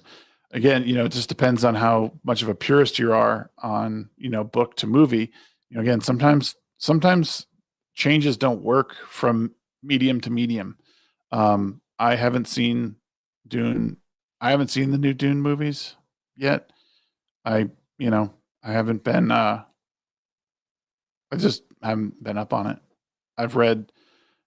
Reread the book twice, and I read Dune Messiah again as well. And I'll tell you, I mean, that's Dune is some high fantasy, man. It's like or I wouldn't say high fantasy necessarily. It's hard sci-fi, man. There's a lot to it.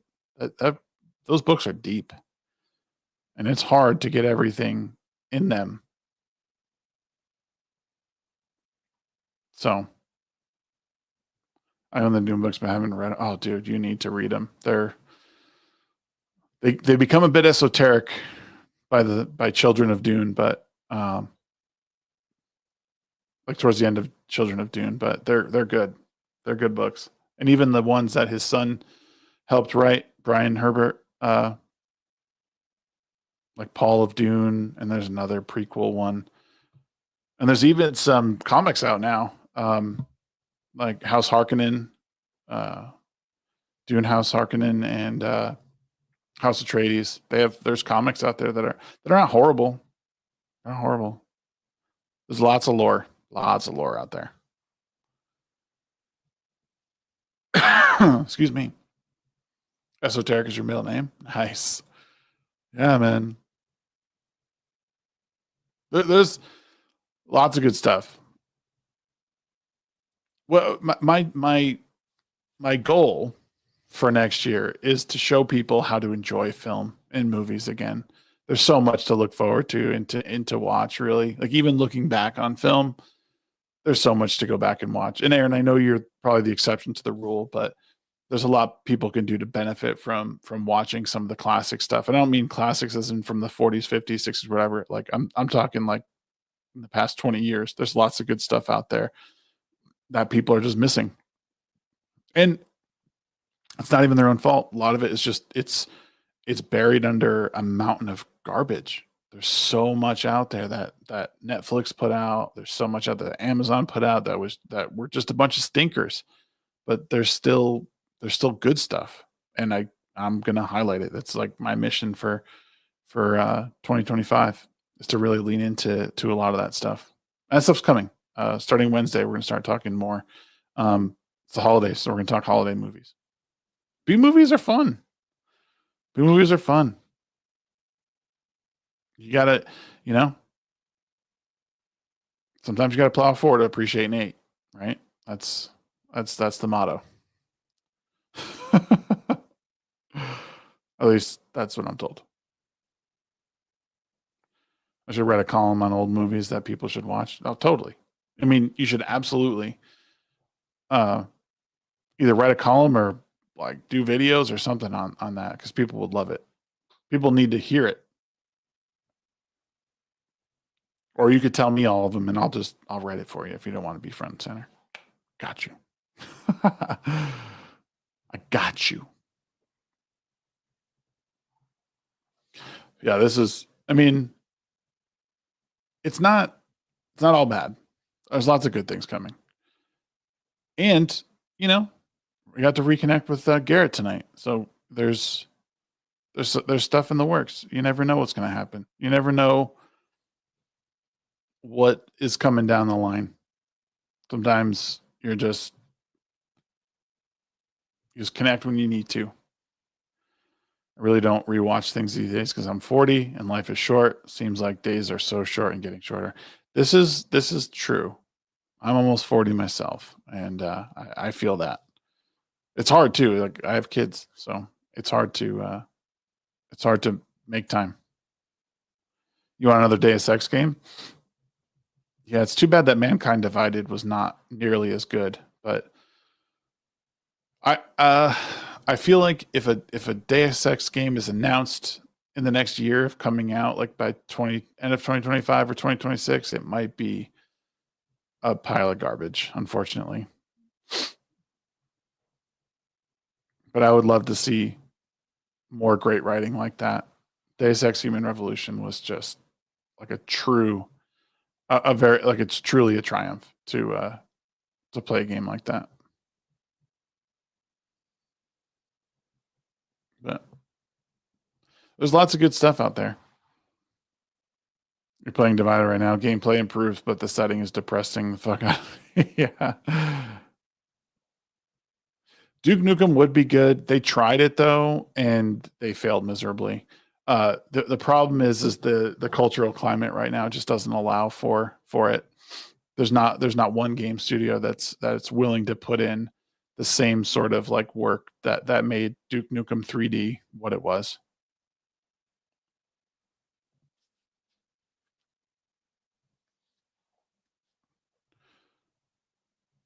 Yeah, it is a bummer, Krabby. I agree. What's up, memes?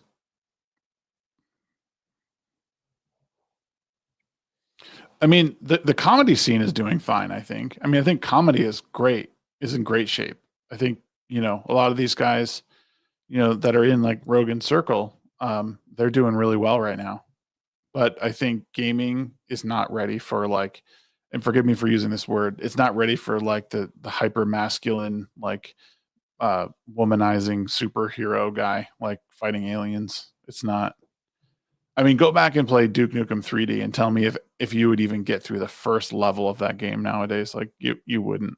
Like Twitch would censor the fuck out of that game. Yeah, a lot of it is. Some of it's not. If you want to avoid it, you just stick to the independent stuff. Gen Alpha took over. Yeah, I mean, a lot of people, dude. A lot of people, a lot of these companies have just sort of been, I think, through no fault of their own, just like that era grew up and they took those jobs. They wanted to make games, so they did. They're the ones who spent the most time playing games, and now they're playing. Now they're making them. They're writing them, and no one's saying no for a myriad of reasons. But it is what it is. There's no getting away from it, unless unless the bottom line, unless it becomes like completely obvious that these games are not making money. They're not gonna fire anyone. They're not gonna do anything because they're a protected class of people. It's been lost in midlife crisis. Missed the days when being a nerd was fringe. Yeah, that's the other thing, is that like it's no longer like it used to be a sort of special thing that we had.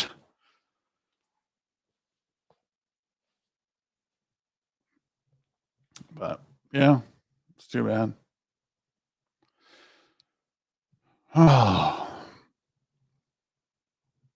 what a hell is a hell of a stream. It was a great stream tonight. It's fun. This is like Mondays from now on, yo. This is Mondays from now on, just so you know. Probably Mondays and Thursdays, depending. Um, Thursdays might turn into just exclusively games, but definitely Monday is SHAGCast, and then Wednesday is rebranded to God damn.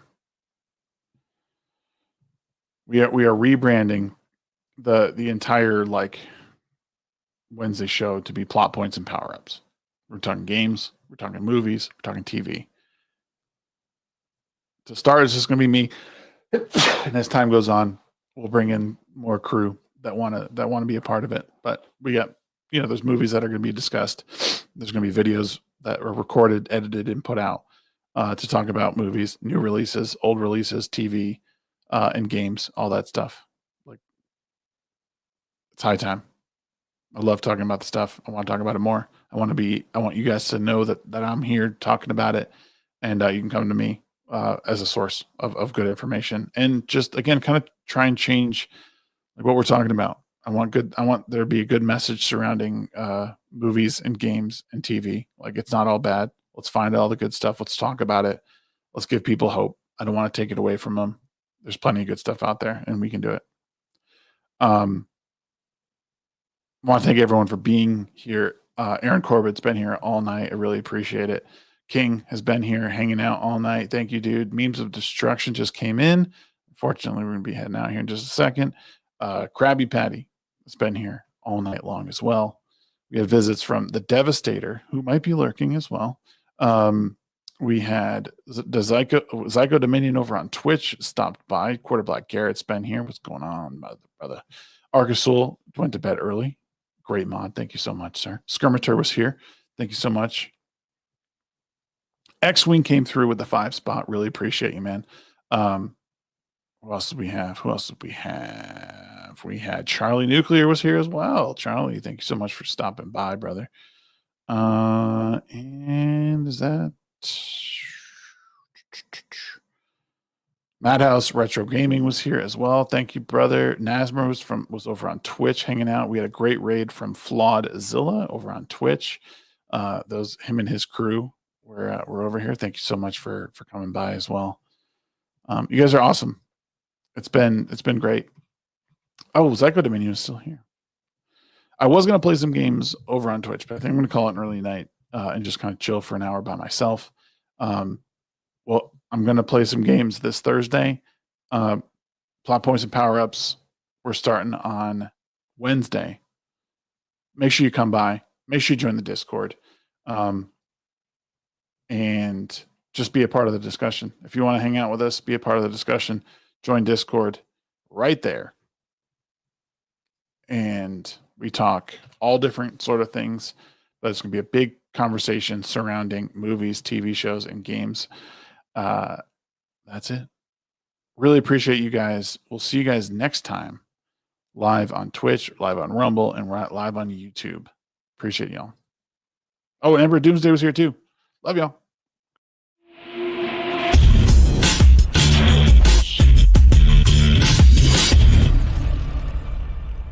I like to put stuff online.